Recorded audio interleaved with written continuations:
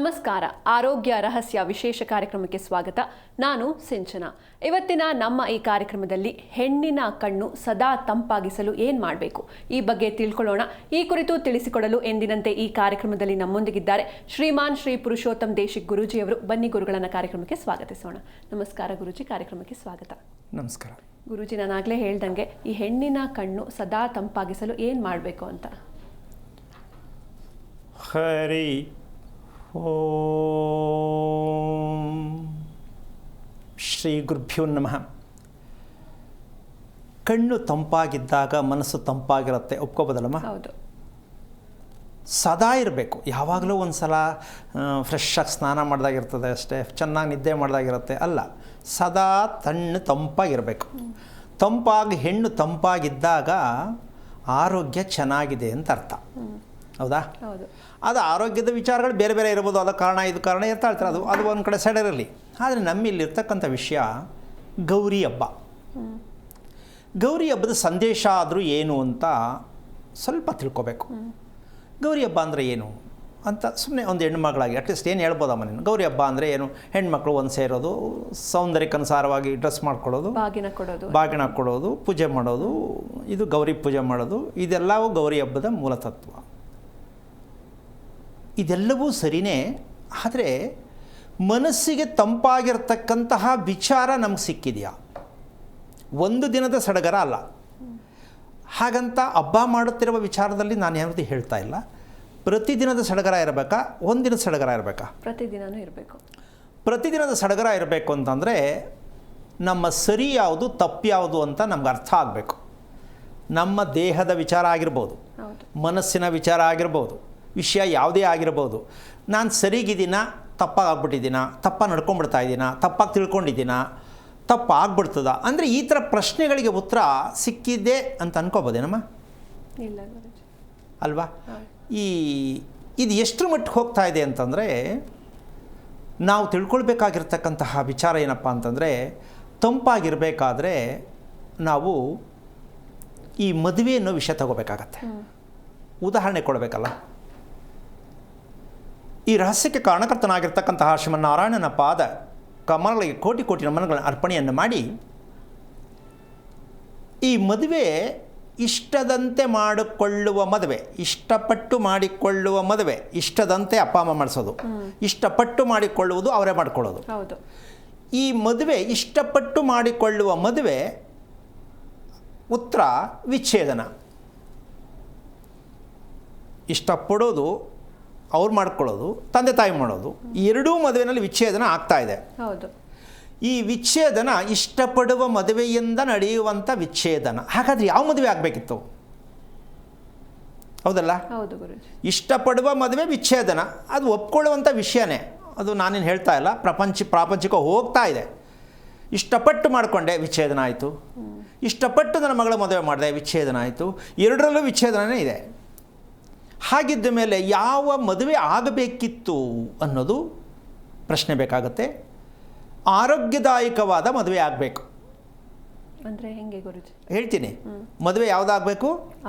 ಆರೋಗ್ಯದಾಯಕವಾದ ಮದುವೆಯಾದಾಗ ಜೀವನ ಪರ್ಯಂತ ನೆಮ್ಮದಿಯಾಗಿರುವಂಥದ್ದು, ಏನೇ ಸಮಸ್ಯೆಗಳು ಬರಲಿ ನಿಭಾಯಿಸಿ ಮುಂದೆ ಹೋಗ್ತಕ್ಕಂಥ ಶಕ್ತಿ ಆರೋಗ್ಯದಾಯಕವಾದ ಮದುವೆ. ಒಪ್ಕೋಬೋದಲ್ಲ? ಹೌದು. ಈಗ ವಿಚ್ಛೇದನ ಅಂತಕ್ಕಂತಹ ಸಂದರ್ಭದ ವಿಚಾರಗಳನ್ನ ತಗೊಂಡಾಗ, ಈ ವಿಚ್ಛೇದನಕ್ಕೆ ಹೆಣ್ಣಿಗೆ ಕೆಲವು ಸೌಂದರ್ಯವರ್ಧಕಗಳು ವಿರೋಧ ಆಗೋಗಿದೆ. ಹೆಣ್ಣಿನ ಸೌಂದರ್ಯವರ್ಧಕಗಳು ಆ ವಿರೋಧ ಆಗಿರುವ ದೆಸೆಯಿಂದ ಕೈ ಬಿಟ್ಟಿರುವ ಕಾರಣದಿಂದ ವಿಚ್ಛೇದನಕ್ಕೆ ತುಂಬ ದೂರ. ಇದಕ್ಕೇನು ಹೇಳ್ಬೋದು ಅಂದರೆ, ಹೆಣ್ಣೇ ಒಂದು ಶಾಪ. ನಿನ್ನೆ ಮನುಷ್ಯನೇ ಒಂದು ಶಾಪ ಅಂದರೆ ಇವತ್ತು ಹೆಣ್ಣೇ ಒಂದು ಶಾಪ ಆಗಿ ಹೆಣ್ಣು ಮಕ್ಕಳು ಯೋಚನೆ ಮಾಡ್ತಾ ಇದ್ದಾರೆ, ನನ್ನ ಹೆಣ್ಣಾಗಿ ಹುಟ್ಟಿದ್ದೆ ತಪ್ಪ. ಹೌದಲ್ವಾ? ಇದಕ್ಕೆ ಕಾರಣ ಯಾವುದೋ ಜನ್ಮದ್ದಲ್ಲ ರೀ, ಈ ಜನ್ಮದಲ್ಲಿ ನಾವು ಕೈ ಬಿಟ್ಟಿರೋದು. ನನಗದು ಬೇಡ, ನನಗದು ಇಷ್ಟ ಇಲ್ಲ, ನನಗದು ಆಗಲ್ಲ, ನನಗದು ಅಲರ್ಜಿ, ಇದೆಲ್ಲ ಯಾರು ಹಾಕ್ಕೋತಾರೆ, ಇದೆಲ್ಲ ಏನಕ್ಕೆ ಬೇಕು? ಈ ಒಂದು ಸತ್ಯವನ್ನು, ಇದೆಲ್ಲ ಸೌಂದರ್ಯಕ್ಕೆ, ಹೆಣ್ಣಿನ ಸೌಂದರ್ಯಕ್ಕೆ ಬೇಕಾಗಿರ್ತಕ್ಕಂಥದ್ದು. ಅದೇ ಬೇಡ ಅಂದಮೇಲೆ ಜೀವನ ಎಲ್ಲ ಹೇಗಿರುತ್ತೆ? ಬೈದಲ್ಲೇ ಇರುತ್ತೆ. ಈ ಭಯ ಯಾವ ಹೆಣ್ಣಲ್ಲಿರುತ್ತೋ ಜೀವನ ಪರ್ಯಂತ ಕಣ್ಣಿನ ಸಮಸ್ಯೆ ತಪ್ಪಲ್ಲ. ಕಣ್ಣಿನ ಸಮಸ್ಯೆ ಎಲ್ಲಿಂದ ಬರುತ್ತೆ? ಭಯ. ನಾನೇನಾಗುತ್ತೋ, ನನಗೇನಾಗ್ಬಿಡುತ್ತೋ, ಆರೋಗ್ಯ ಇರ್ಬೋದು, ಮದುವೆ ಇರ್ಬೋದು, ಮಕ್ಕಳ ವಿಷಯ, ಎನಿವನ್ ಯಾವುದೇ ಇರ್ಬೋದು. ಈ ಕಣ್ಣಿನ ಸಮಸ್ಯೆ ಭಯದಿಂದ ಬರುತ್ತೆ ಅಂತಕ್ಕಂಥದ್ದಕ್ಕೆ ನಾವು ಮಾಡೋ ತಪ್ಪಾದರೂ ಏನು ಅಂತಕ್ಕಂಥದ್ದೇ ಇವತ್ತು ಹೇಳಬೇಕಾಗಿರ್ತಕ್ಕಂಥ ವಿಚಾರ. ಮೊದಲನೇದಾಗಿ ಅರಿಶಿಣ, ಕುಂಕುಮ, ಚಿನ್ನ, ಬೆಳ್ಳಿ ಇದು ಹೆಣ್ಣಿಗೆ ಪ್ರಾಮುಖ್ಯತೆಯನ್ನು ಕೊಡ್ತಕ್ಕಂಥ ಸೌಂದರ್ಯಕವಾಗಿರ್ತಕ್ಕಂಥ ಪದಾರ್ಥಗಳು, ಹೌದಾ ಅಲ್ವಾ? ಹೌದು ಗುರುಜಿ. ಎಷ್ಟು ಜನ ಹೆಣ್ಣು ಮಕ್ಕಳು ಇದನ್ನು ಬಳಸ್ತಾ ಇದ್ದಾರೆ, ಬಳಸ್ತಾ ಇದ್ದಾರೆ, ಇಷ್ಟಪಡ್ತಾರೆ ನೋಡ್ಕೊಳ್ಳಿ. 100ಕ್ಕೆ ನನ್ನ ಪ್ರಕಾರ ಹೇಳ್ತೀನಿ ಒಂದು 90 ಭಾಗ ಇಲ್ಲ, ಹೌದಾ? ಈಗ ಹೆಣ್ಣಿಗದು ಬೇಕೇ ಬೇಕು.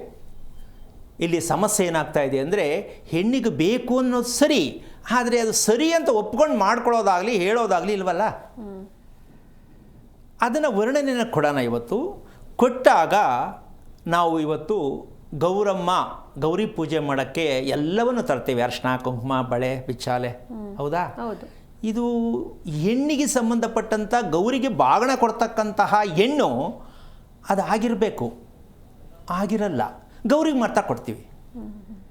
ನಮ್ಮ ಅಭ್ಯಾಸನೇ ಅದು. ನಾವು ಆಗಿಲ್ಲ ಗೌರಿ, ನಾವು ಆಗಿಲ್ಲ ಲಕ್ಷ್ಮಿ, ಅವ್ರನ್ನ ಗೌರಿ ಮಾಡಿ ಅವ್ರನ್ನ ಲಕ್ಷ್ಮಿ ಮಾಡಿ ಮನೆಯಿಂದ ಆಚೆ ಕಳಿಸ್ಬಿಡ್ತೀವಿ. ಯಾರಾಗಬೇಕಿತ್ತಮ್ಮ? ಪೂಜೆ ಮಾಡೋರು ಗೌರಿ ಆಗಬೇಕು, ಲಕ್ಷ್ಮಿ ಆಗಬೇಕು. ಅರ್ಥ ಆಗಿದೆಯಾ? ಅರ್ಥ ಆಗುತ್ತಾ? ಗೊತ್ತಾಗಿದೆಯಾ? ಅಪ್ರಾಣೆ ಇಲ್ಲ.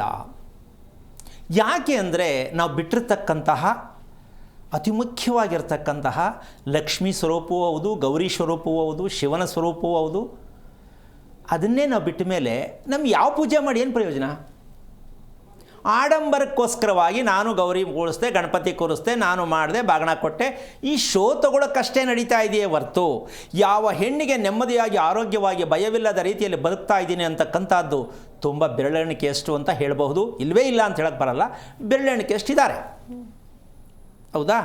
ಇದಕ್ಕೆ ಸೌಂದರ್ಯವನ್ನು ನಾವು ಗೌಪ್ಯವಾಗಿ ಸೌಂದರ್ಯ ಕಾಪಾಡ್ಕೊಳ್ತಕ್ಕಂತಹ ಒಂದು ಸತ್ಯ ಇದೆಯಲ್ಲ, ಇದು ಗೌರಿ ಪೂಜೆಯ ಮುಖ್ಯ ಲಕ್ಷಣ. ಏನದು ಅಂದರೆ ತಿಂಗಳು ವರ್ಷಕ್ಕೆ ದೇಹದ ಆಕಾರ ಬದಲಾವಣೆ ಆಗತ್ತೆ, ಹೌದಾ? ದೇಹದ ಸ್ಥಿತಿಗತಿಗಳು ಬದಲಾವಣೆ ಆಗತ್ತೆ, ಮನಸ್ಸಿನ ವಿಚಾರಗಳು ಬದಲಾವಣೆ ಆಗತ್ತೆ, ಆಗ್ತಾನೇ ಇರುತ್ತೆ. ಯಾಕೆ ಅಂದರೆ ಸೌಂದರ್ಯವನ್ನು ಕಾಪಾಡಬೇಕಾಗಿರ್ತಕ್ಕಂಥದ್ದು ಮನಸ್ಸಿನ ಸೌಂದರ್ಯ ಇದ್ದಾಗ ಹೆಣ್ಣಿಗೆ ಏನೇನು ಬೇಕೆಲ್ಲ ಅಲ್ಲಿರುತ್ತೆ. ಈ ಮನಸ್ಸಿನ ಸೌಂದರ್ಯವನ್ನು ನಾವು ಕಾಪಾಡಿಕೊಳ್ಬೇಕಾಗಿರ್ತಕ್ಕಂತಹ ಪ್ರತಿರೂಪವೇ ಗೌರಿ ಹಬ್ಬ.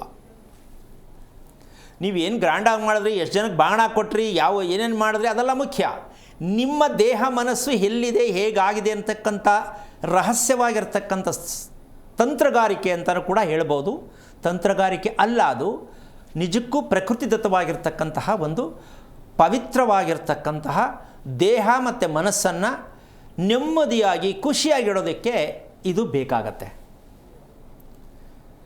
ಅವರವರ ಅನುಕೂಲಕ್ಕೆ ತಕ್ಕಂತೆ ಅದಕ್ಕೆ ವಜ್ರ ಹಾಕ್ಕೊಳ್ತಾರೆ. ಅದು ಶ್ರೀಮಂತಿಕೆಯಲ್ಲಿ ತೋರಿಸೋಕ್ಕೋ ಅಥವಾ ವಜ್ರ ಹಾಕ್ಕೊಂಡ್ರೆ ಒಳ್ಳೆಯದು ಅನ್ನೋದಕ್ಕೋ ಏನೋ ಒಂದು ಕಾರಣಕ್ಕೆ ವಜ್ರ ಹಾಕ್ಕೋತಾರೆ. ವಜ್ರಕ್ಕೆ ಸಮ ಅರಿಶಿಣ. ವಜ್ರಕ್ಕೆ ಸಮನಾದದ್ದು ಯಾವುದು? ಅರಿಶಿಣ. ಗುರುಜಿ ಆ ಬಗ್ಗೆ ಮಾತಾಡೋಣ. ಒಬ್ರು ಕಾಲರ್ ಇದ್ದಾರೆ, ಗಿರಿಜಮ್ಮ ಅಂತ, ಮಾತಾಡಿಸ್ಬಿಡೋಣ. ನಮಸ್ತೆ ಮಾ. ನಮಸ್ತೆ ಮೇಡಮ್. ನಮಸ್ತೆ. ಎಲ್ಲಿಂದ ಕಾಲ್ ಮಾಡ್ತಿದ್ದೀರಾ? ನಾವು ಚಂದಾಪುರ, ಬೆಂಗಳೂರಿಂದ ಕಾಲ್ ಮಾಡ್ತಾ ಇದ್ದೀವಿ. ಯಾರ ಬಗ್ಗೆ ಕೇಳಬೇಕಿತ್ತು? ಮಗನ ಬಗ್ಗೆ ಕೇಳಿ. ಅವ್ರ ನಕ್ಷತ್ರ ಹೇಳಿ ಮಾ. ಅವ್ರ ನಕ್ಷತ್ರ ಮೇಷರಾಶಿ, ಭರಣಿ ನಕ್ಷತ್ರ. ಓಕೆ, ಗುರೂಜಿ ಇದ್ದಾರೆ, ಮಾತನಾಡಿ. ಹಲೋ. ಹಲೋ, ನಮಸ್ತೆ ಗುರುಜಿ. ಚೆನ್ನಾಗಿದ್ದೀರಾ ಗುರುಜಿ? ಹೇಳಿಮ್ಮ. ಗುರುಜಿ, ನಮ್ಮ ಮಗನ ಬಗ್ಗೆ ಆರೋಗ್ಯದ ಬಗ್ಗೆ ಕೇಳಬೇಕಾಗಿತ್ತು ಗುರುಜಿ. ಎಷ್ಟು ವಯಸ್ಸು? ನೋಡ್ತಾ ಮಿಸ್ ಮಾಡಲ್ಲ. ವಯಸ್ಸೆಷ್ಟು? ವಯಸ್ಸು 27 ಗುರುಜಿ. ಏನ್ ಮಾಡ್ತಿದ್ದಾನೆ ಮಗ? ಇವಾಗ ಕೆಲಸ ಮಾಡ್ತಾ ಇದ್ದಾನೆ ಗುರುಜಿ, ಜಾಬ್ ಮಾಡ್ತಾ ಇದ್ದಾನೆ. ಈಗ ಏನ್ ಆಗ್ಬೇಕಿತ್ತು ಅವನಿಗೆ? ಅವನಿಗೆ ಆರೋಗ್ಯ ಬಗ್ಗೆ ಸ್ವಲ್ಪ ಕೇಳಬೇಕಾಗಿತ್ತು ಗುರುಜಿ. ಯಾವಾಗ ಗೊತ್ತಾಯ್ತು ನಿಮ್ಗೆ ಆರೋಗ್ಯದ ಬಗ್ಗೆ? ಮಗನಿಗೆ ಆರೋಗ್ಯದ ಬಗ್ಗೆ ಡೌಟ್ ಇದೆ ಅಂತ ಯಾವಾಗ ಗೊತ್ತಾಯ್ತು? ಗೊತ್ತಾಗಿದೆ ಗುರುಜಿ. ಅಲ್ಲ, ಗೊತ್ತಾಗ್ಲಿಲ್ವಾ? 2-3 ವರ್ಷದಿಂದ ಗೊತ್ತಾಗಿದೆ ಗುರುಜಿ. ಸರಿ, ಯಾಕೆ ಅದನ್ನ ರಿಪೇರಿ ಮಾಡಿ? ಯಾರು ಈ ತರ ಹೇಳಿಲ್ವಲ್ಲ ಗುರುಜಿ? ಸರಿಮಾ, ಹೇಳಕ್ಕೆ ಬರಲ್ಲ. ಸರಿ, ಈ ವಿಷಯ ಗೊತ್ತಾಯ್ತಾನೆ, ನಕ್ಷತ್ರ ಬಗ್ಗೆ ತಿಳ್ಕೊಬೇಕು ಅಂತ ಗೊತ್ತಾಯ್ತಾನೆ? ಹೌದು, ಗೊತ್ತಾಯ್ತು. ನಿಮ್ ಪ್ರೋಗ್ರಾಮ್ ನೋಡ್ಮೇಲೆ ಗೊತ್ತಾಯ್ತು ಗುರುಜಿ ನಮ್ಗೆ. ಸರಿಪಾ, ತಿಳ್ಕೊಳ್ಳೋಕೆ ಪ್ರಯತ್ನ ಮಾಡಬೇಕಲ್ವಾ? ಸುಮ್ಮನೆ ಕೂತ್ಕೊಂಡು ಕೇಳ್ಕೊಂಡು ಸಮಯ ವ್ಯರ್ಥ ಮಾಡಿದ್ರೆ ಅಲ್ಲ. ನೀವು ಫೋನ್ ಮಾಡಿ ತಪ್ಪು ಅಂತ ನಾನು ಹೇಳ್ತಿಲ್ಲ. 27 ವರ್ಷದಲ್ಲಿ ಮಗನ ಬೆಳೆಸಿ ನೀವು ಆರೋಗ್ಯ ಈಗ ಸುಧಾರ್ಸಕ್ಕೆ ಹೋಗ್ತೀನಿ ಅಂದರೆ ಒಂದು 5 ವರ್ಷ ಆಗತ್ತೆ ಸುಧಾರ್ಸಕ್ಕೆ. ಆಮೇಲೆ ಮದುವೆ ಯಾವಾಗ? ತಪ್ಪಲ್ವಾ ಇದು? ನಿಮ್ಮ ಪ್ರಯತ್ನ ತಪ್ಪಲ್ವಾ? ತಪ್ಪು ತಪ್ಪು ತಪ್ಪು ಗುರುಜಿ. ನೀವು ಒಬ್ಬರೇ ಅಲ್ಲ, ಪ್ರಪಂಚಾದ್ಯಂತ ಎಲ್ಲ ತಂದೆ ತಾಯಿಗಳು ಇದನ್ನೇ ಮಾಡ್ತಾ ಇರೋದು. ವಯಸ್ಸಾಯಿತು, ಮದುವೆ ಮಾಡಲಿಲ್ಲ, ಹೆಣ್ಗಾದ್ರೂ ಸರಿ ಗಂಡಾದ್ರೂ ಸರಿ. ಈ ಪ್ರಶ್ನೆಗೆ ಉತ್ತರ ಸಿಕ್ಕಿಲ್ಲ, ಕಾರಣ ಗೊತ್ತಿಲ್ಲ. ನೀವು ಯೋಚನೆ ಮಾಡ್ತೀರಾ, ಮಕ್ಕಳಿಗೂ ಯೋಚನೆ ಕೊಡ್ತೀರಾ. ಈ ಯಾವ ಪುರುಷಾರ್ಥಕ್ಕೆ ಬೇಕು ಈ ಜೀವನ ಅಂತ ಕೊನೆಗೆ ಕೂತ್ಕೊಂಡು ನಿಮ್ಮ ಮುಖ ನೋಡಿಕೊಂಡು ನೀವೇ ಯೋಚನೆ ಮಾಡ್ತೀರಾ. ಇದು ಬೇಕಾ ಜೀವನ? ನಿಮ್ಮ ಯಜಮಾನರು ಏನು ಮಾಡ್ತಾರೆ? ನಮ್ಮ ಯಜಮಾನ್ ಗಾರ್ಮೆಂಟ್ಸಲ್ಲಿ ಕೆಲಸ ಮಾಡ್ತಾರೆ ಗುರುಜಿ. ಓಕೆ. ಸೊ ಈಗ ನಿಮ್ಮ ಮಗ ಏನು ಕೆಲಸಕ್ಕೆ ಹೋಗೋದು? ಅದೇ ವರ್ಕ್ ಫ್ರಮ್ ಹೋಮ್ ಮಾಡ್ತಾನೆ ಗುರುಜಿ, ಆಫೀಸ್ಗೂ ಹೋಗ್ತಾನೆ. ಸರಿ, MBA ಮಾಡ್ಕೊಂಡಿದ್ದಾನೆ ಗುರುಜಿ. ಮಲಗ್ತಕ್ಕಂತಹ ಸಮಯ, ರೀತಿ ನೀತಿಗಳು ಚೆನ್ನಾಗಿದೆ ಅನ್ಸುತ್ತಾ ನಿಮಗೆ? ನಿಮ್ಮ ಮಗ ಮಲಗುವ ಸಿಸ್ಟಮ್ ಚೆನ್ನಾಗಿದೆಯಾ? ಇಲ್ಲ ಗುರುಜಿ, ಅವ್ನು ಮಲ್ಕೊಳ್ಳೋದು ಸಮಯನೂ ಇಲ್ಲ. ಅಲ್ಲ, ನಿದ್ದೆ ಬಂದ್ರೆ ಅಲ್ಲಮ್ಮ, ನೀವು ತಾಯಿಯಾಗಿ ಇದ್ಕೊಂಡು ಮಗು ನಿದ್ದೆ ಬರಲಿಲ್ಲ ಅಂತ ಏನು ಮಾಡಬೇಕು? ಹೆಣ್ಣಾಗಲಿ ಗಂಡಾಗಲಿ ಏನಾದ್ರು ಒಂದು ಕೆಲಸ ಮಾಡಬೇಕು, ಇಲ್ಲ ಮೊಬೈಲ್ ನೋಡಬೇಕು, ಇಲ್ಲ TV ನೋಡಬೇಕು, ಇಲ್ಲ ಯೋಚನೆ ಮಾಡಬೇಕು, ಇಲ್ಲ ಓಡಾಡಬೇಕು. ಇದಕ್ಕೆ ತಪ್ಪು ಯಾರು? ಅಪ್ಪ ಅಮ್ಮನ, ಮಗನ? ಯೋಚನೆ ಮಾಡಿಯಪ್ಪ ನೀವೇ. ಅಪ್ಪ ಅಮ್ಮನ ಗುರುಜಿ. ಅನ್ವೇ ನೋಡಿ, ಯೋಚನೆ ಮಾಡಿ. 27 ವರ್ಷ ಮಗನನ್ನು ಮನೆಯಲ್ಲಿಟ್ಟುಕೊಂಡು ಜೀವನವನ್ನೇ ಬರ್ಬಾದ್ ಮಾಡಿರತಕ್ಕಂಥ ಮಟ್ಟಕ್ಕೆ ನೀವು ತೊಗೊಂಡೋಗಿದ್ದೀರಾ ಅಂದರೆ ಯಾವ ರೀತಿ ಸರ್ ಮಾಡ್ತೀರಾ? ಹೆಂಗೆ ರಿಪೇರಿ ಮಾಡ್ತೀರಾ? ಆ ಹುಡುಗನಿಗೆ ಮೊದಲೇ ಮನಃಶಾಂತಿ ಇಲ್ಲದ ನಕ್ಷತ್ರ ಭರಣಿ. ಊಟದಲ್ಲಿ ನೆಮ್ಮದಿ ಇಲ್ಲ, ನಿದ್ದೆಯಲ್ಲಿ ನೆಮ್ಮದಿ ಇಲ್ಲ, ಅಭಿವೃದ್ಧಿಯಲ್ಲಿ ನೆಮ್ಮದಿ ಇಲ್ಲ, ಕುಟುಂಬದಲ್ಲಿ ನೆಮ್ಮದಿ ಇಲ್ಲ. ಹೆಂಗಮ್ಮ ನೆಮ್ಮದಿಯಾಗಿರ್ತಾನೆ ಅವನು?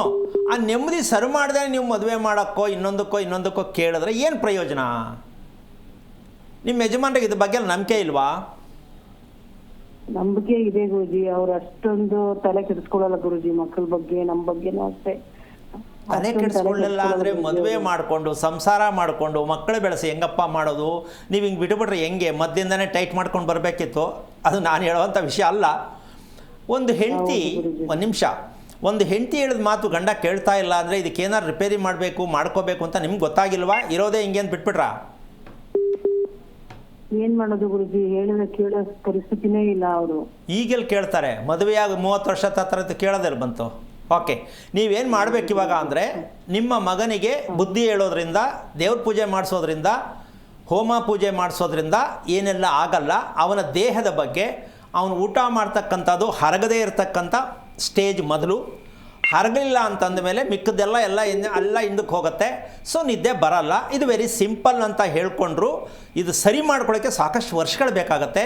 ಹಾಗಂತ ಹೆದರ್ಕೊಳ್ಳೋದಲ್ಲ. ಒಂದು, ಭರಣಿ ನಕ್ಷತ್ರದ ಮಗು ನಮ್ಮ ಹೊಟ್ಟೆಯಲ್ಲಿ ಹುಟ್ಟಲಿಕ್ಕೆ ಕಾರಣ ಏನು? ಇದಿಷ್ಟು ತಿಳ್ಕೊಳ್ಳೋದಕ್ಕೆ ನೀವು ಪ್ರಯತ್ನ ಮಾಡಿ. ಈ ಪ್ರಯತ್ನಕ್ಕಿಂತ ಮುಂಚೆ ನಿಮ್ಮ ಯಜಮಾನರು ಮಣಿಸ್ಬೇಕು ಅಂದರೆ ನೀವು ದೇವಾಲಯಕ್ಕೆ ಹೋಗ್ತಕ್ಕಂಥದ್ದನ್ನು ಸ್ವಲ್ಪ ಪ್ರಯತ್ನ ಮಾಡಬೇಕು.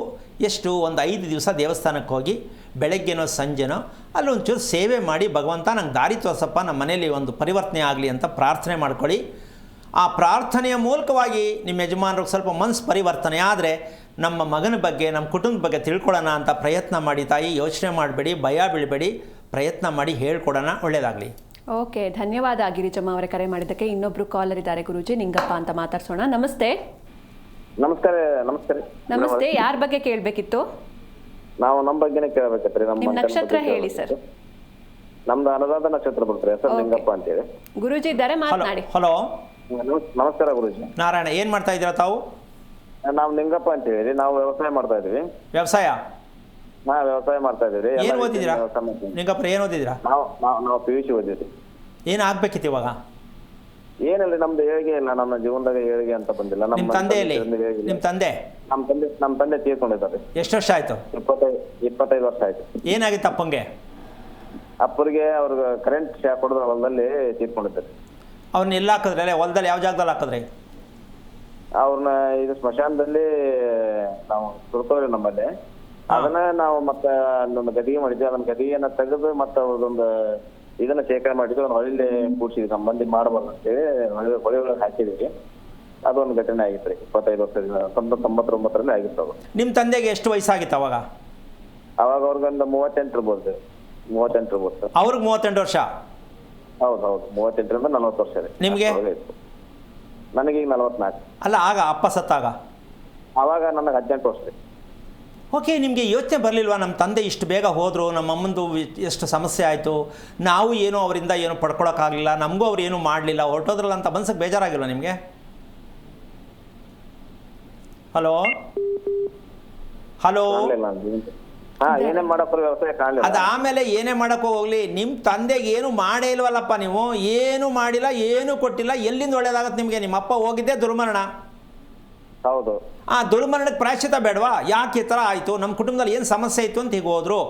ಜೊತೆಗೆ ಅನುರಾಧ ನಕ್ಷತ್ರಕ್ಕೆ ನಾನು ಹುಟ್ಟಿದ್ದೀನಿ. ಯಾವ ವಾರ ಹುಟ್ಟಿದ್ದು ನೀವು? ನಾವು ಸೋಮವಾರ ಅಂತ ಹೇಳ್ತಾರೆ. ನಾ ಸೋಮವಾರ. ಹೇಳ್ತಾರೆ. ರಾತ್ರಿನ ಆಗಲ್ಲ? ರಾತ್ರಿ. ಎಷ್ಟೊತ್ತಲ್ಲಿ? ರಾತ್ರಿ ಒಂದು 11 ಹಿಂಗಾಗಿರ್ಬೇಕು. ನೋಡಿ, ಕೇಳಿಸ್ಕೊಳ್ಳಿ, ಯೋಚನೆ ಮಾಡಿಬಿಡಿ.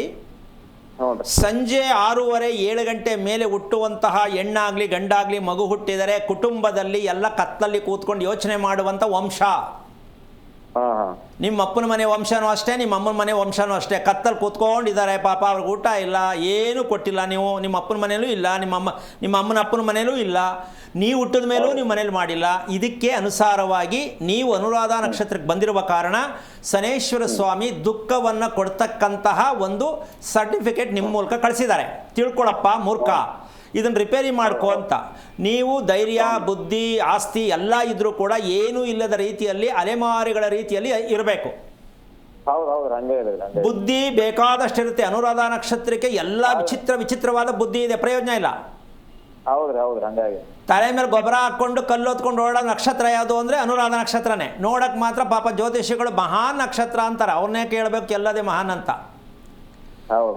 ಸಮಸ್ಯೆಗಳನ್ನು ಉತ್ಪತ್ತಿ ಆಗುವಂಥ ನಕ್ಷತ್ರ ಯಾವುದು? ಅನುರಾಧ.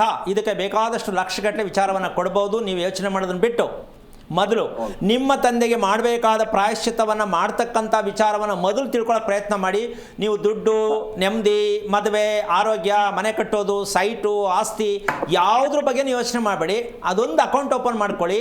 ಎಲ್ಲಿ ಮಾಡೋದು, ಯಾವಾಗ ಮಾಡೋದು, ದುರ್ಮರಣಕ್ಕೆ ನಾವು ಮಾಡಬೇಕಾದ ಪ್ರಾಯಶ್ಚಿತ್ತ ಏನು ತಿಳ್ಕೊಳ್ಳೋಕೆ ಪ್ರಯತ್ನ ಮಾಡಿ. ಶಾಸ್ತ್ರ ಕೇಳಬೇಡಿ, ದೇವ್ರ ಹತ್ರ ಕೂತ್ಕೊಂಡು ಅಳಬೇಡಿ, ಪ್ರಯತ್ನದಲ್ಲಿರಿ. ಯಾವ ಕಾರಣಕ್ಕೂ ಯೋಚನೆ ಮಾಡಬೇಡಿ. ಜೀವನದಲ್ಲಿ ನೀವು ಸಾಧನೆ ಮಾಡಬೇಕಂದ್ರೆ ಮೊದಲು ನಿಮ್ಮ ಕುಟುಂಬದ ರಹಸ್ಯವನ್ನು ತಿಳ್ಕೊಳ್ಳಿ, ನಿಮ್ಮ ನಕ್ಷತ್ರ ಸತ್ಯ ತಿಳ್ಕೊಳ್ಳಿ. ನೀವು ನಿದ್ದೆ ಕರೆಕ್ಟ್ ಟೈಮ್ಗೆ ಮಾಡೋದು ಸ್ವಲ್ಪ ಪ್ರಯತ್ನ ಮಾಡಿ.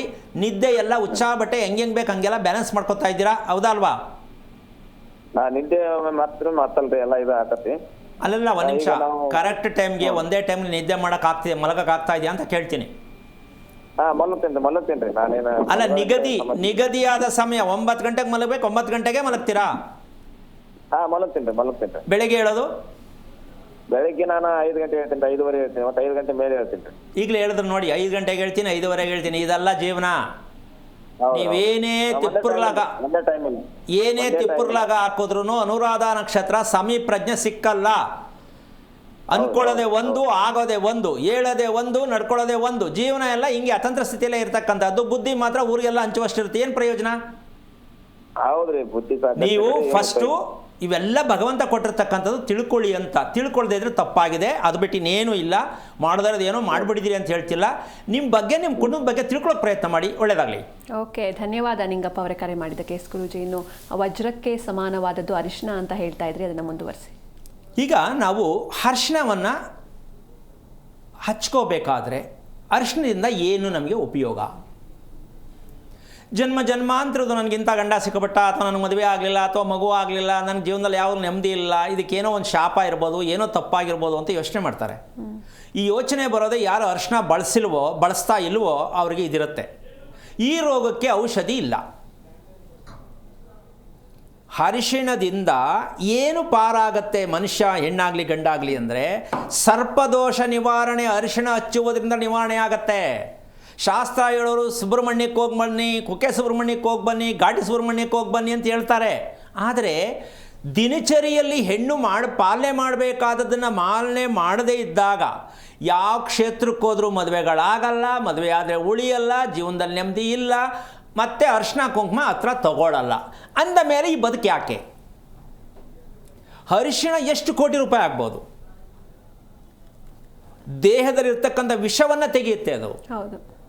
ಆದರೂ ಅರ್ಶಿನ ಮುಟ್ಟಲ್ಲ. ಅಯ್ಯೋ ನನಗೆ ಅಲರ್ಜಿ. ಎಷ್ಟೋ ಜನ ಅಂತಾರೆ ಅಯ್ಯೋ ಅದು ಬಿಡಾಗಲ್ಲಪ್ಪ ನನಗೆ ಕಲಾಗಲ್ಲ, ನನಗೆ ಹಾಕೊಳ್ಳೋಕ್ಕಾಗಲ್ಲ. ಸೊ ನೀವು ಹೆಣ್ಣುತನಕ್ಕೆ ಬೇಕಾದ ಸೌಲಭ್ಯಗಳನ್ನೇ ಒದಗಿಸ್ಕೊಳ್ಳಿಲ್ಲ ಅಂದರೆ ಹೆಣ್ಣು ಹೆಂಗೆ ಆಗ್ತೀರಾ? ಇದು ಕೇಳಿಸ್ಕೊಳ್ಳೋಕೆ ಸ್ವಲ್ಪ ಕಷ್ಟ ಆಗ್ಬೋದು. ಹೆಣ್ಣುತನಕ್ಕೆ ಬೇಕಾದ ಮೌಲ್ಯಗಳನ್ನು ಅರಿಯದೇ ಇರತಕ್ಕಂಥದ್ದು ಹೆಣ್ಣು ಅಂತ ಹೇಗೆ ಅನ್ನೋಕ್ಕಾಗತ್ತೆ? ಅದಕ್ಕೆ ಯಾರ್ಯಾರು ಏನು ಬೇಕಾದ್ರೆ ಹೇಳ್ಬೋದು, ಜಗಳ ಗಂಟೆ, ಗಯ್ಯಾಳಿ ಅವಳು ಅಂತಾರೋ, ಈ ಥರದ್ದೆಲ್ಲ ಕೇಳಿಸ್ಕೊಂಡು ಹೇಳೋದು. ನನಗೆ ಹಿಂಗಂತಾರೆ, ಜನ ಹಿಂಗಂತಾರೆ, ನಮ್ಮವ್ರು ಹಿಂಗಂತಾರೆ, ನನ್ನ ಗಂಡ ಹಿಂಗಂತಾನೆ. ಹೌದು. ಈ ಸಂದರ್ಭಕ್ಕೆ ಒಂದು ಸಣ್ಣ ಟಿಪ್ಸ್ ಹೇಳ್ತೀನಿ. ಈ ಗೌರಿ ಹಬ್ಬದ ಒಂದು ಮೂಲ ರಹಸ್ಯ ಏನಂದರೆ, ಶಿವ ಒಂದ್ಸಲ, ನಾನು ಶಾರ್ಟಾಗಿ ಹೇಳ್ತೀನಿ, ಶಿವ ಒಂದ್ಸಲ ಕಪ್ಪಾಗಿರ್ತಕ್ಕಂತಹ ಪಾರ್ವತಿಯನ್ನು ಕಾಳಿ ಅಂತ ಕೂಗ್ತಾರೆ ಶಿವ. ಆಗ ಅವಳಿಗೆ ಮನಸ್ಸು ಬೇಜಾರಾಗಿ ಬೆಂಕಿಯಲ್ಲಿ ಹಾರಿ ಆತ್ಮಹತ್ಯೆ ಮಾಡ್ಕೋತಾಳೆ. ಗಂಡ ನನ್ನನ್ನು ಕಾಳಿ ಅಂತ ಕರೆದು ಬಿಟ್ರಲ್ಲ, ಕಪ್ಪಾಗಿದ್ದದು ಕಾಳಿ ಅಂತ ಕರೆದೋದಕ್ಕೆ ಅಂದರೆ ಆ ಆತ್ಮಹತ್ಯೆಯನ್ನು ಮಾಡ್ಕೊಳ್ತಕ್ಕಂಥ ಮಟ್ಟಕ್ಕೆ ಹೋಗಿ ಮತ್ತೆ ಅದೇ ಶಾಪವನ್ನು ವಿಮೋಚನೆ ಮಾಡಿ ಮತ್ತೆ ಶಿವನನ್ನು ಮದುವೆ ಮಾಡ್ಕೊಳ್ಳೋಕ್ಕೆ ತಾನು ಏನೇನು ಮಾಡಬೇಕೆಲ್ಲ ಮಾಡಿಕೊಂಡು ಅದೇ ಶಿವನ ಮತ್ತೆ ಮದುವೆ ಆಗ್ತಾರೆ. ಈ ಪ್ರಪಂಚದಲ್ಲಿ ಯಾವುದೇ ಹೆಣ್ಣು ಮದುವೆ ಮಾಡ್ಕೊಳ್ಳೋಕ್ಕೋಸ್ಕರವಾಗಿ ಇಂಥ ಗಂಡನೇ ಬೇಕು, ಹುಡುಗ ಹಿಂಗೆ ಇರಬೇಕು, ಇಂಥ ರೀತಿಯಲ್ಲೇ ದಾಂಪತ್ಯ ಇರಬೇಕು, ಅದು ಯಾವುದಾದ್ರು ವ್ರತ ಮಾಡ್ತಾ ಇದ್ದಾರೆ ನಮ್ಮ? ಇಲ್ಲ ಅಲ್ಲ. ಆಗಿದ್ಮೇಲೆ ಒಳ್ಳೆ ಹುಡುಗ ಬೇಕು, ಬ್ಯಾಟ್ರಿ ಹಾಕೊಂಡು ಹುಡುಕ್ತಾರೆ, ಒಳ್ಳೆ ಹುಡುಗಿ ಬೇಕು, ಬ್ಯಾಟ್ರಿ ಹಾಕೊಂಡು ಹುಡುಕ್ತಾರೆ. ಏನು ಸಂತೆನ ಇದು? ಹೋಗಿ ಇಳ್ಕೊಂಬಂದ್ಬಿಡೋಕ್ಕೆ ಒಳ್ಳೆ ಹುಡುಗಿ ಒಳ್ಳೆ ಹುಡುಗ. ಮದುವೆ ಆಗಲಿಕ್ಕೆ ಫಾರಮ್ ಯಾವುದೇ ಕಾರಣಕ್ಕೂ ಅಪ್ಲಿಕೇಶನ್ನೇ ಹಾಕಿಲ್ಲ ನೀವು, ಸುಮ್ಮನೆ ಹುಡುಕ್ತಾ ಇರೋದು. ಒಳ್ಳೆ ಹುಡುಗ ಸಿಕ್ಕಲಿ, ಎಲ್ಲಿ ಸಿಗ್ತಾನೆ? ಸಿಕ್ಕಲ್ಲ, ಮದುವೆ ಆಗಲ್ಲ. ಆದರೂ ಕೊನೆಗೆ ಏನಾಗುತ್ತೆ, ಸೆಕೆಂಡ್ ಮ್ಯಾರೇಜ್ಗೆ ಹೋಗ್ಬಿಡುತ್ತೆ. ಆಗ ಅಯ್ಯೋ ಇಷ್ಟಿಂದ ಇದು ಈಗ ಹೋಗ್ಬೇಕಾ, ಪಿಕ್ಚರ್ಸ್ ಕ್ರಾಸ್. ಸೊ ಇದು ಬೇಕಾ ಈ ಬದುಕು? ಒಂದು ಅರಿಶಿಣ ಹಚ್ಚೋದ್ರಿಂದ ಇಷ್ಟೆಲ್ಲ ಸಿಗುತ್ತೆ ಅಂತಕ್ಕಂಥ ಸತ್ಯವನ್ನು ಅರ್ಥ ಮಾಡ್ಕೊಳ್ತಕ್ಕಂಥ ವಿಚಾರಕ್ಕೆ ನಾವು ಬಂದಿಲ್ಲ. ಇದು ಒಂದು ಭಾಗ ಆಯಿತು. ಎರಡನೇ ವಿಷಯಕ್ಕೆ ಬಂದಾಗ, ಕುಂಕುಮ ಏನಕ್ಕೆ ಹಚ್ಕೋಬೇಕು? ಆ ಕುಂಕುಮ ಇರ್ತಕ್ಕಂಥದ್ದು ಚಂಚಲತೆ. ಮನಸ್ಸಲ್ಲಿ ಹೆಣ್ಣು ಅಂದರೆ ಚಂಚಲತೆ ಅಂತ ಹೇಳ್ತಾರೆ, ಎಲ್ರಿಗೂ ಹೇಳೋಕ್ಕಾಗಲ್ಲ. ಪದೇ ಪದೇ ಮನಸ್ಸು ಚೇಂಜ್ ಮಾಡ್ಕೊಳ್ಳೋದು, ಹಿಂಗಲ್ಲ ಹಿಂಗೆ ಅನ್ನೋದು. ಈ ಚಂಚಲತೆಗೆ ಕುಂಕುಮ ತುಂಬ ಅರ್ಥಗರ್ಭಿತವಾಗಿರ್ತಕ್ಕಂತಹ ಒಂದು ಸಂಕೇತವಾಗುತ್ತೆ. ಅರಿಶಿಣ ಮತ್ತು ಕುಂಕುಮ ಹೆಣ್ಣನ್ನು, ಚಂಚಲತೆಯನ್ನು ಕಡಿಮೆ ಮಾಡಿ ದೇಹದಲ್ಲಿರ್ತಕ್ಕಂಥ ಆರೋಗ್ಯವನ್ನು ರಿಪೇರಿ ಮಾಡ್ಕೊಳ್ಳೋದಕ್ಕೆ ಒಂದು ಶಕ್ತಿಯನ್ನು ಕೊಡುವಂಥ ಅರಿಶಿಣ ಕುಂಕುಮವನ್ನು ಹೆಣ್ಣು ಬಳಸೋದೇ ಆದರೆ ದಾಂಪತ್ಯ ಆರೋಗ್ಯದಾಯಕವಾಗಿರುತ್ತಾ ಇಲ್ವಾ? ಇರುತ್ತೆ ಗುರುಜಿ. ಹೌದಾ? ಇದು ಒಂದು ಫಸ್ಟ್ ಸ್ಟೇಜ್. ಇದಕ್ಕೆ ಪಾಯ ಬೇಕು. ಇಲ್ಲ ನಾನು ದಿನ ಅರಿಶಿನ ಹಾಕ್ಕೊಳ್ಳೇಬೇಕು, ದಿನ ಕುಂಕುಮ ಹಾಕ್ಕೊಳ್ಳೇಬೇಕು, ಯಾರ್ದೋ ಬಲವಂತಕ್ಕೆ ಹಾಕ್ಕೊಳ್ಳೋದಲ್ಲ, ನನ್ನ ಮನ್ಸಿಗೆ ಅದು ಬರಲೇಬೇಕು. ಇದು ಎರಡನ್ನೂ ಕರೆಕ್ಟಾಗಿ ಬಳಸೋದ್ರಿಂದ ಹೆಣ್ಣಿಗೆ ಸಾತ್ವಿಕವಾದ ನಿದ್ದೆ ಬರಬೇಕು. ಸಾತ್ವಿಕವಾದ ನಿದ್ದೆ ಯಾವುದು?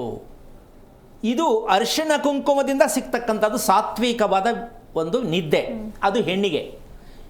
ಈ ಸಾತ್ವಿಕವಾದ ನಿದ್ದೆ ಏನಂದರೆ, ಈಗ ತಾನೇ ಹೇಳಿದೆ, ನಿಗದಿತ ಸಮಯಕ್ಕೆ ಮಲಗುವುದು, ನಿಗದಿತ ಸಮಯಕ್ಕೆ ನಿದ್ದೆ ಬರುವುದು. ನಿದ್ದೆ ಬಂದ್ಮೇಲೆ ಮಲ್ಕೋಬೇಕು, ಮಲ್ಕೊಂಡು ನಿದ್ದೆ ಬರ್ಸ್ಕೊಳ್ಳೋದಲ್ಲ. ನಾವು ಅದೇ ಥರ ಮಾಡ್ತಾ ಇರೋದು. ಮಲ್ಕೊಂಡು ನಿದ್ದೆ ಬರ್ಸ್ಕೊಳ್ಳೋದು ಯಾಕೆ ಬೇಕಿದು? ಅದು ಆರೋಗ್ಯದ ನಿದ್ದೆ ಅಲ್ಲ. ಸೊ ನಿಗದಿತ ಸಮಯ 6 ಗಂಟೆಗಳ ಕಾಲ ಯಾವ ಹೆಣ್ಣು ನಿಗದಿತ ಸಮಯಕ್ಕೆ ಮಲಗಿ ನಿಗದಿತ ಸಮಯಕ್ಕೆ ಎಚ್ಚರಿಕೆ ಆಗುತ್ತೋ, ಅಲಾರಾಮ್ ಇಲ್ಲದೆ ಯಾರು ಹೇಳಿಸ್ತೆ, ಆ ಹೆಣ್ಣು ನಿಜಕ್ಕೂ ಸೌಭಾಗ್ಯವತಿ ಅಂತ ಅವ್ರಿಗೆ ಹೆಸರು ಕೊಡ್ಬೋದು.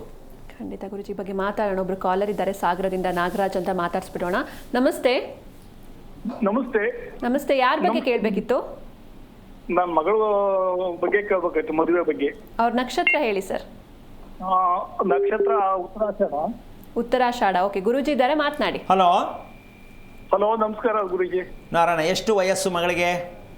ಮಗಳಿಗೆ 20 ವರ್ಷ, 3 ತಿಂಗಳು ಆಯ್ತು. ಏನು ಮಾಡ್ತಿದ್ದಾಳೆ? ಅವಳು ಸಾಫ್ಟ್ವೇರ್ ಇಂಜಿನಿಯರ್. ಓಕೆ. ಮದುವೆ ಸೆಟ್ ಆಗಬೇಕು ಅಂತನಾ, ಯಾವಾಗ ಮಾಡೋದು ಅಂತನಾ? ಮದುವೆ ಅದೇ ಹುಡುಕ್ತಾ ಇದೀವಿ, 1 ವಾರ ಸೆಟ್ ಆಗ್ತೀನಿ.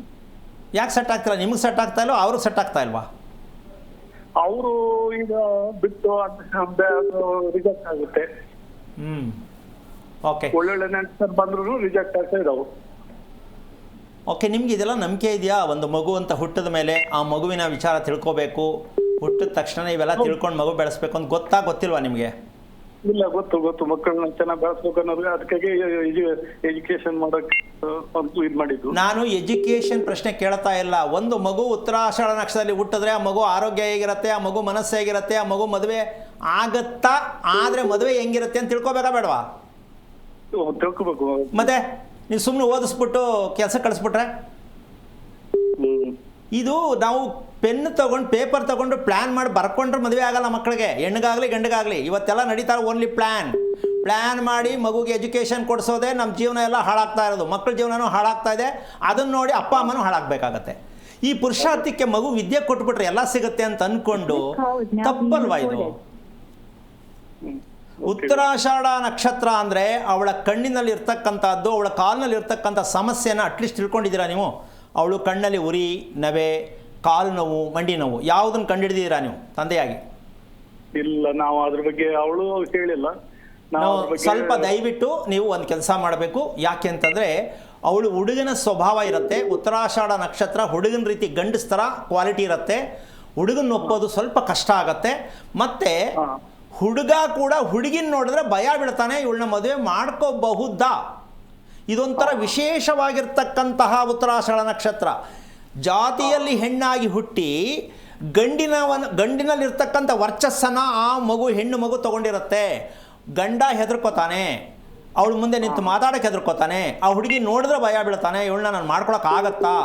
ಇದು ಹುಡುಗಿಗೆ ಗೊತ್ತಾಗಲ್ಲ. ಯಾಕೆ ನಾನು ನೋಡಿದ್ರೆ ಈ ಥರ ಎಲ್ಲ ಎದ್ರಕೊಂಡು ಹಿಂದೆ ಹೋಗ್ತಾರಲ್ಲ, ಯಾಕೆ ನನಗೆ ಮದುವೆ ಆಗ್ತಾ ಇಲ್ಲ ಅಂತ ಹುಡುಗಿ ಯೋಚನೆ ಮಾಡುತ್ತೆ. ಈ ಸತ್ಯ ಅಪ್ಪ ಅಮ್ಮನಿಗೂ ಅಪ್ಪನೇ ಗೊತ್ತಿಲ್ಲ. ಇದ್ರ ಬಗ್ಗೆ ಸತ್ಯಾಂಶವನ್ನು ಯಾವುದೇ ಜ್ಯೋತಿಷಿಗಳು ಹೇಳುವಂಥ ಮಟ್ಟಕ್ಕೆ ಇಲ್ಲ.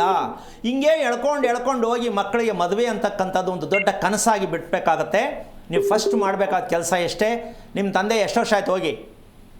ನಮ್ಮ ತಂದೆ 20 ವರ್ಷ ಆಯ್ತು. ಓಕೆ, ಈಗ ನೀವು ಎಷ್ಟು ಜನ ಮಕ್ಕಳು? ನಾವು ಗಂಡು ಮಕ್ಕಳು 2 ಜನ. ನೀವು ಎಷ್ಟನೇವರು? ನಾನು ಕೊನೆಯವನು, 7 ಜನ ಹೆಣ್ಮಕ್ಳು. ಓಕೆ, ನೀವು ಫಸ್ಟು ಕೇಳಿ ನಿಮ್ಮ ಮಗಳನ್ನ ಕೂರಿಸ್ಕೊಂಡು, ಅಮ್ಮ ನಿನಗೆ ನಿದ್ದೆ ಚೆನ್ನಾಗಿ ಮಾಡ್ತೀಯಾ? ನಂಬರ್ 1. ಕಣ್ಣು ಉರಿ ಬರುತ್ತಾ, ಕಣ್ಣಲ್ಲಿ ನೀರು ಬರುತ್ತಾ? ದಯವಿಟ್ಟು ಇದು ಫಸ್ಟ್ ತಿಳ್ಕೊಳ್ಳಿ. ನಿಮ್ಮ ಮಗಳದ ಆ ವಿಚಾರ ತಿಳ್ಕೊಂಡ್ರೆ ನಾನು ಮುಂದಕ್ಕೆ ಹೇಳ್ಕೊಡ್ತೀನಿ. ಆಮೇಲೆ ಬರೀ ಯೋಚನೆ ಮಾಡ್ಕೊಂಡು ಕೂತ್ಕೋಬೇಡಿ, ವಯಸ್ಸಿನ್ನೂ ಇದೆ. ಫಸ್ಟು ನನ್ನ ಮಗಳ ಮದುವೆ ಆಗೋದು ಮುಖ್ಯ. ಇನ್ನು ಅವಳ ಆರೋಗ್ಯ ಚೆನ್ನಾಗಿರಬೇಕು, ಒಳ್ಳೆ ಸಂಬಂಧ ಸಿಗಬೇಕು ಅಂದರೆ ತಂದೆಯಾದ ನಾನೇನು ಮಾಡಬೇಕು, ಅವಳ ಕೈಲಿ ಏನು ಮಾಡಿಸ್ಬೇಕು, ಈ ಸತ್ಯ ತಿಳ್ಕೊಳ್ಳಿ. ಯೋಚನೆ ಮಾಡೋದನ್ನು ಬಿಡಿ, ಎಲ್ಲವೂ ಒಳ್ಳೆಯದಾಗತ್ತೆ. ಹುಡುಕೋದು ಬೇಡ, ಹುಡುಕೊಂಡು ಬರಬೇಕು. ಆ ಥರ ಮದುವೆ ಆಗಬೇಕು. ಯಾವುದೇ ಹೆಣ್ಣಿಗೆ ಗಂಡಿಗೆ ಹುಡುಕಬಾರ್ದು, ಅದೇ ಹುಡುಕೊಂಡು ಬರಬೇಕು. ಇದು ಸತ್ಯವಾದ ಭಗವತ್ ಪ್ರಸಾದ ಮದುವೆ ಆಗಬೇಕು. ಅದನ್ನು ತಿಳ್ಕೊಳ್ಳಿ. ಒಳ್ಳೆಯದಾಗಲಿ. ಓಕೆ, ಧನ್ಯವಾದ ನಾಗರಾಜ್ ಅವರೇ ಕರೆ ಮಾಡಿದ್ದಕ್ಕೆ. ಎಸ್ಸಿನ ವೀಕ್ಷಕರೇ, ನೀವು ಕೂಡ ಗುರುಗಳ ಹತ್ರ ಮಾತಾಡಬಹುದು. ಟಿವಿ ಸ್ಕ್ರೀನ್ ಮೇಲೆ ಲಭ್ಯ ಇರುವಂಥ ನಂಬರ್ಸ್ಗೆ ಕರೆ ಮಾಡಿ ಗುರುಗಳ ಹತ್ರ ಲೈವ್ನಲ್ಲಿ ಮಾತಾಡಿ. ಗುರುಜಿ, ಇನ್ನೊಬ್ರು ಕಾಲರ್ ಇದ್ದಾರೆ, ಚಿಕ್ಕಮಗಳೂರಿಂದ ತೀರ್ಥ ಅಂತ. ಮಾತಾಡ್ಸೋಣ. ನಮಸ್ತೆ. ನಮಸ್ತೆ, ಯಾರ ಬಗ್ಗೆ ಕೇಳಬೇಕಿತ್ತು? ನಮ್ಮ ಬಗ್ಗೆನೇ ಕೇಳಬೇಕಿತ್ತು. ನಿಮ್ಮ ನಕ್ಷತ್ರ ಹೇಳಿ ಸರ್. ವಿಶಾಖ ನಕ್ಷತ್ರ. ಇನ್ನೊಮ್ಮೆ ಹೇಳಿ. ವಿಶಾಖ ನಕ್ಷತ್ರ. ವಿಶಾಖ ನಕ್ಷತ್ರ. ಓಕೆ, ಗುರುಜಿ ಇದ್ದಾರೆ, ಮಾತನಾಡಿ. ನಮಸ್ತೆ ಗುರುಜಿ. ನಾರಾಯಣ, ಹೇಳಿಪ್ಪ. ಎಷ್ಟು ವಯಸ್ಸು ನಿಮ್ದೇನಾ ವಿಶಾಖ ನಕ್ಷತ್ರ? ನಮ್ದೇ 39 ವರ್ಷ. ಓಕೆ, ಏನಾಗಬೇಕಿತ್ತು? ಆರೋಗ್ಯನೇ ಸರಿ ಇಲ್ಲ ಗುರುಜಿ. ಎಷ್ಟು ವರ್ಷದಿಂದ ಆಯ್ತು? ಒಂದು ಚಿಕ್ಕದ್ರಿಂದನೂ ಅದೇ ತರಕ್ಕೆ. ಯಾಕೆ ತಿಳ್ಕೊಳ್ಳಿಲ್ವಾ? ಏನಾಗತ್ತಾಗ್ಲೇನು ಸುಮ್ಮನಿದ್ರಾ? ಯಾರು ತಿಳಿಸ್ಕೊಡೋರಿಲ್ಲ, ನಿಮ್ಮಂತ ಗುರುಜಿ ಈಗ ಸಿಕ್ಕಿರೋದು. ಹಾಂ, ಈಗ ಅರ್ಥ ಆಯ್ತಾ? ತಿಳ್ಕೊಬೋದಿಲ್ಲ ಅಂತ ಗೊತ್ತಾಯ್ತಾ?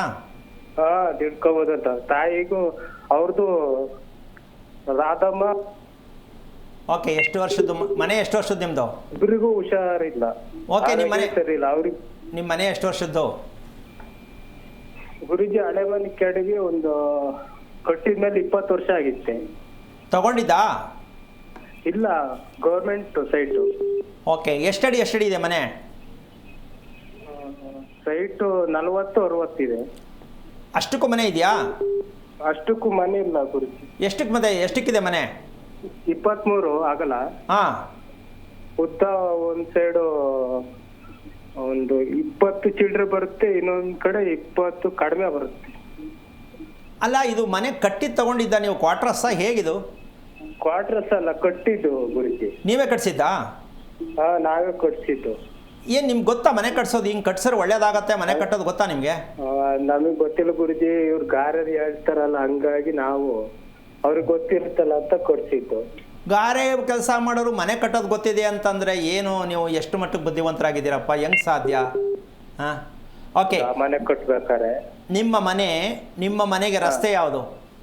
ರಸ್ತೆ ಉತ್ತರ. ಬಾಗಿಲು ಉತ್ತರ.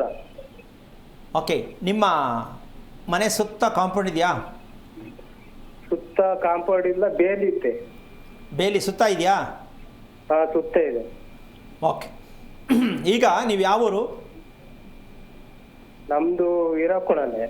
ಚಿಕ್ಕಮಂಗ್ಳೂರ್ ಹತ್ರ. ಓಕೆ, ಇಲ್ಲಿ ನೀವು ಒಂದು ತಿಳ್ಕೊಳ್ಳಿ, ನಿಮ್ಮ ಮನೆ ಭಾಗ ಮೂರು ರೀತಿ ಮೂಲೆ ಇದೆ ನಿಮ್ಮ ಮನೆ. ಹೌದು. ಮನೆಗೆ ಎಷ್ಟು ಮೂಲೆ ಇರಬೇಕು? 4. ನೀವು ಎಷ್ಟು ಮಾಡಿದ್ದೀರಾ ನೋಡಿ. ಈಗ ಗಾರೆ ಕೆಲಸ ಮಾಡೋ ಮೇಲೆ ಡಿಪೆಂಡ್ ಆಗಿ ಮನೆ ಕಟ್ಟಿಸ್ಬಿಟ್ಟು 3 ಮೂಲೆ ಮನೆ ಕಟ್ಕೊಂಡು ಹೆಂಗಪ್ಪ ಆಗತ್ತೆ? ಇದನ್ನ ದಿಕ್ಕಿಲ್ಲದ ಮನೆ, ದಿಕ್ಕಿಲ್ಲದ ಸಂಸಾರ ಅಂತ ಕುತ್ಕೊಂಡು ಯೋಚನೆ ಮಾಡಬೇಕು. ಹೌದು ಗುರುಜಿ. ಯಾಕೆ ಬೇಕಪ್ಪ ಈ ಕರ್ಮ? ಒಂದು. ಇನ್ನೊಂದು ಹೇಳ್ತೀನಿ, ಬೇಜಾರು ಮಾಡ್ಕೋಬೇಡಿ. ಇಲ್ಲಿ ಯೂರಿನ್ ಮೋಷನ್ಗೆ ತುಂಬ ಕಷ್ಟಪಟ್ಟು ಹೇಳಕ್ಕೂ ಆಗಲ್ಲ, ಅನುಭವಿಸೋಕ್ಕೂ ಆಗಲ್ಲ. ಈ ರೀತಿ ಕಷ್ಟವನ್ನು ಅನುಭವಿಸುವ ಮನೆ ಕೂಡ ಆಗಿರುತ್ತಿದ್ದು. ಹೌದು ಹೌದು. ಈಗ ಯೂರಿನ್ ಮೋಷನ್ನೇ ಕ್ಲೀನ್ ಆಗಲಿಲ್ಲ ಅಂದರೆ ಆರೋಗ್ಯ ಹೆಂಗೆ ಚೆನ್ನಾಗಿರುತ್ತೆ? ಸ್ವಲ್ಪ ಯೋಚನೆ ಮಾಡಿ. ಹೌದು ಗುರುಜಿ. ಈಗ ಸತ್ಯ ಗೊತ್ತಾಯ್ತು ಅಂತಾನೆ ಖುಷಿ ಆಯ್ತಾ, ಬೇಜಾರಾಯ್ತಾ? ಇಲ್ಲ, ಸತ್ಯ ಗೊತ್ತಾಯ್ತು ಗುರುಜಿ. ಅದಕ್ಕೆ ಏನ್ ಪರಿಹಾರ ಗುರುಜಿ? ಏನು ಪರಿಹಾರ ತಲೆ ಕೆಡಿಸ್ಕೋಬೇಡಿ. ಮನೆ ಅಳತೆ ತಗೊಳ್ಳಿ, ಸೀದಾ ಬನ್ನಿ, ವಿಷಯ ತಿಳ್ಕೊಳ್ಳಿ. ನೀವಿದ್ರೆ ಇಂಥ 20 ಮನೆ ಕಟ್ಬೋದು, ಮನೆ ಬಿಟ್ಬಿಡಿ ಅಂತ ನಾನು ಹೇಳ್ತಿಲ್ಲ. ಅದರ ಸತ್ಯ ತಿಳ್ಕೊಳ್ಳಿ, ಏನು ಮಾಡ್ಬೋದು ಅಂತ ತಿಳ್ಕೊಳ್ಳೋಕೆ ಪ್ರಯತ್ನ ಮಾಡಿ. ಯೋಚನೆ ಮಾಡೋದು ಬಿಟ್ಟು ಫಸ್ಟು ನೀವು ಆಂಜನೇಯ ದೇವಸ್ಥಾನಕ್ಕೆ ಒಂದು 3 ದಿನ ಹೋಗಬೇಕು, ದರ್ಶನ ಮಾಡಬೇಕು. ತದನಂತರ ನಿಮ್ಗೆ ಬರ್ಲಿಕ್ಕೆ ಅನುಕೂಲ ಆಗಬಹುದು. ಪ್ರಯತ್ನ ಮಾಡಿ, ಬಿಡಬೇಡಿ. ಒಳ್ಳೆಯದಾಗಲಿ. ಓಕೆ, ಧನ್ಯವಾದ ತೀರ್ಥ ಅವರೇ ಕರೆ ಮಾಡಿದ್ದಕ್ಕೆ. ಇನ್ನೊಬ್ರು ಕಾಲರ್ ಇದ್ದಾರೆ ಗುರೂಜಿ, ನಾಗಮಂಗಲದಿಂದ ಸುದೀಪ್ ಅಂತ. ಮಾತಾಡ್ಸೋಣ. ನಮಸ್ತೆ. ಹಲೋ, ನಮಸ್ತೆ. ಯಾರ ಬಗ್ಗೆ ಕೇಳಬೇಕಿತ್ತು? ನನ್ನ ಬಗ್ಗೆನೇ ಕೇಳಬೇಕಿತ್ತು. ನಿಮ್ಮ ನಕ್ಷತ್ರ ಹೇಳಿ ಸರ್. ಕೃತಿಕಾ ನಕ್ಷತ್ರ ಮೇಡಮ್. ಓಕೆ, ಗುರೂಜಿ ಇದ್ದಾರೆ, ಮಾತನಾಡಿ. ಹಲೋ. ಹಲೋ. ಹಾಂ ಹೇಳಿಪ್ಪ, ಎಷ್ಟು ವಯಸ್ಸು ನಿಮಗೆ? 25 ಗುರುಜಿ. ಏನು ಮಾಡ್ತಾ ಇದೀಯಣ್ಣ? LLB ಮಾಡ್ತಾ ಇದ್ದೀನಿ ಗುರುಜಿ. ಏನು? LLB ಮಾಡ್ತಾ ಇದ್ದೀನಿ. ಓಕೆ, ಇನ್ನು ಎಷ್ಟು ವರ್ಷ ಓದಬೇಕು? ಇನ್ನು ಲಾಸ್ಟ್ ಫೈನಲ್, ಇದು ಸೆಕೆಂಡ್ ಇಯರ್, ಇನ್ನೊಂದು ವರ್ಷ ಇದೆ. ಓಕೆ, ಈಗ ಏನು ಆಗಬೇಕಿತ್ತು? ಅದೇ ನನ್ನ ಫ್ಯೂಚರ್ ಹೇಗಿರುತ್ತೆ ತಗೊಂಡಿದ್ದೀನಿ, ನನ್ನ ನಕ್ಷತ್ರಕ್ಕೆ ಆಗಿ ಬರುತ್ತಾ ಏನು? ಅಯ್ಯೋ, ಇದೆಲ್ಲ ನಂಬೋದು? ನೀವು ಲಾಯರ್ ಓದಿರೋ ಇದೆಲ್ಲ ನಂಬಲ್ವಲ್ಲ, ಹೆಂಗಣ್ಣ ಕೇಳ್ತಾ ಇದೆಯಾ? ಅಲ್ಲ ಗುರುಜಿ. ಅಲ್ಲಪ್ಪ, ಲಾಯರ್ಗೆ ಇದೆಲ್ಲ ನಂಬಿಕೆ ಇಲ್ಲವಲ್ಲ, ಹೆಂಗೆ ಕೇಳ್ತಿದ್ಯಾ ಅಂದೆ. ನಮ್ಗೆ ಇರುತ್ತಲ್ಲ ಗುರುಜಿ, ಇವಾಗ ಭಗವದ್ಗೀತೆ ಸೃಷ್ಟಿ, ಇವಾಗ ಭಗವದ್ಗೀತೆಯಿಂದನೇ ಅಲ್ವಾ ನಮ್ದು LLB ಮತ್ತೆ ಕಾನೂನೆಲ್ಲ ರಚನೆ ಆಗಿರುತ್ತೆ. ತುಂಬ ಸಂತೋಷ.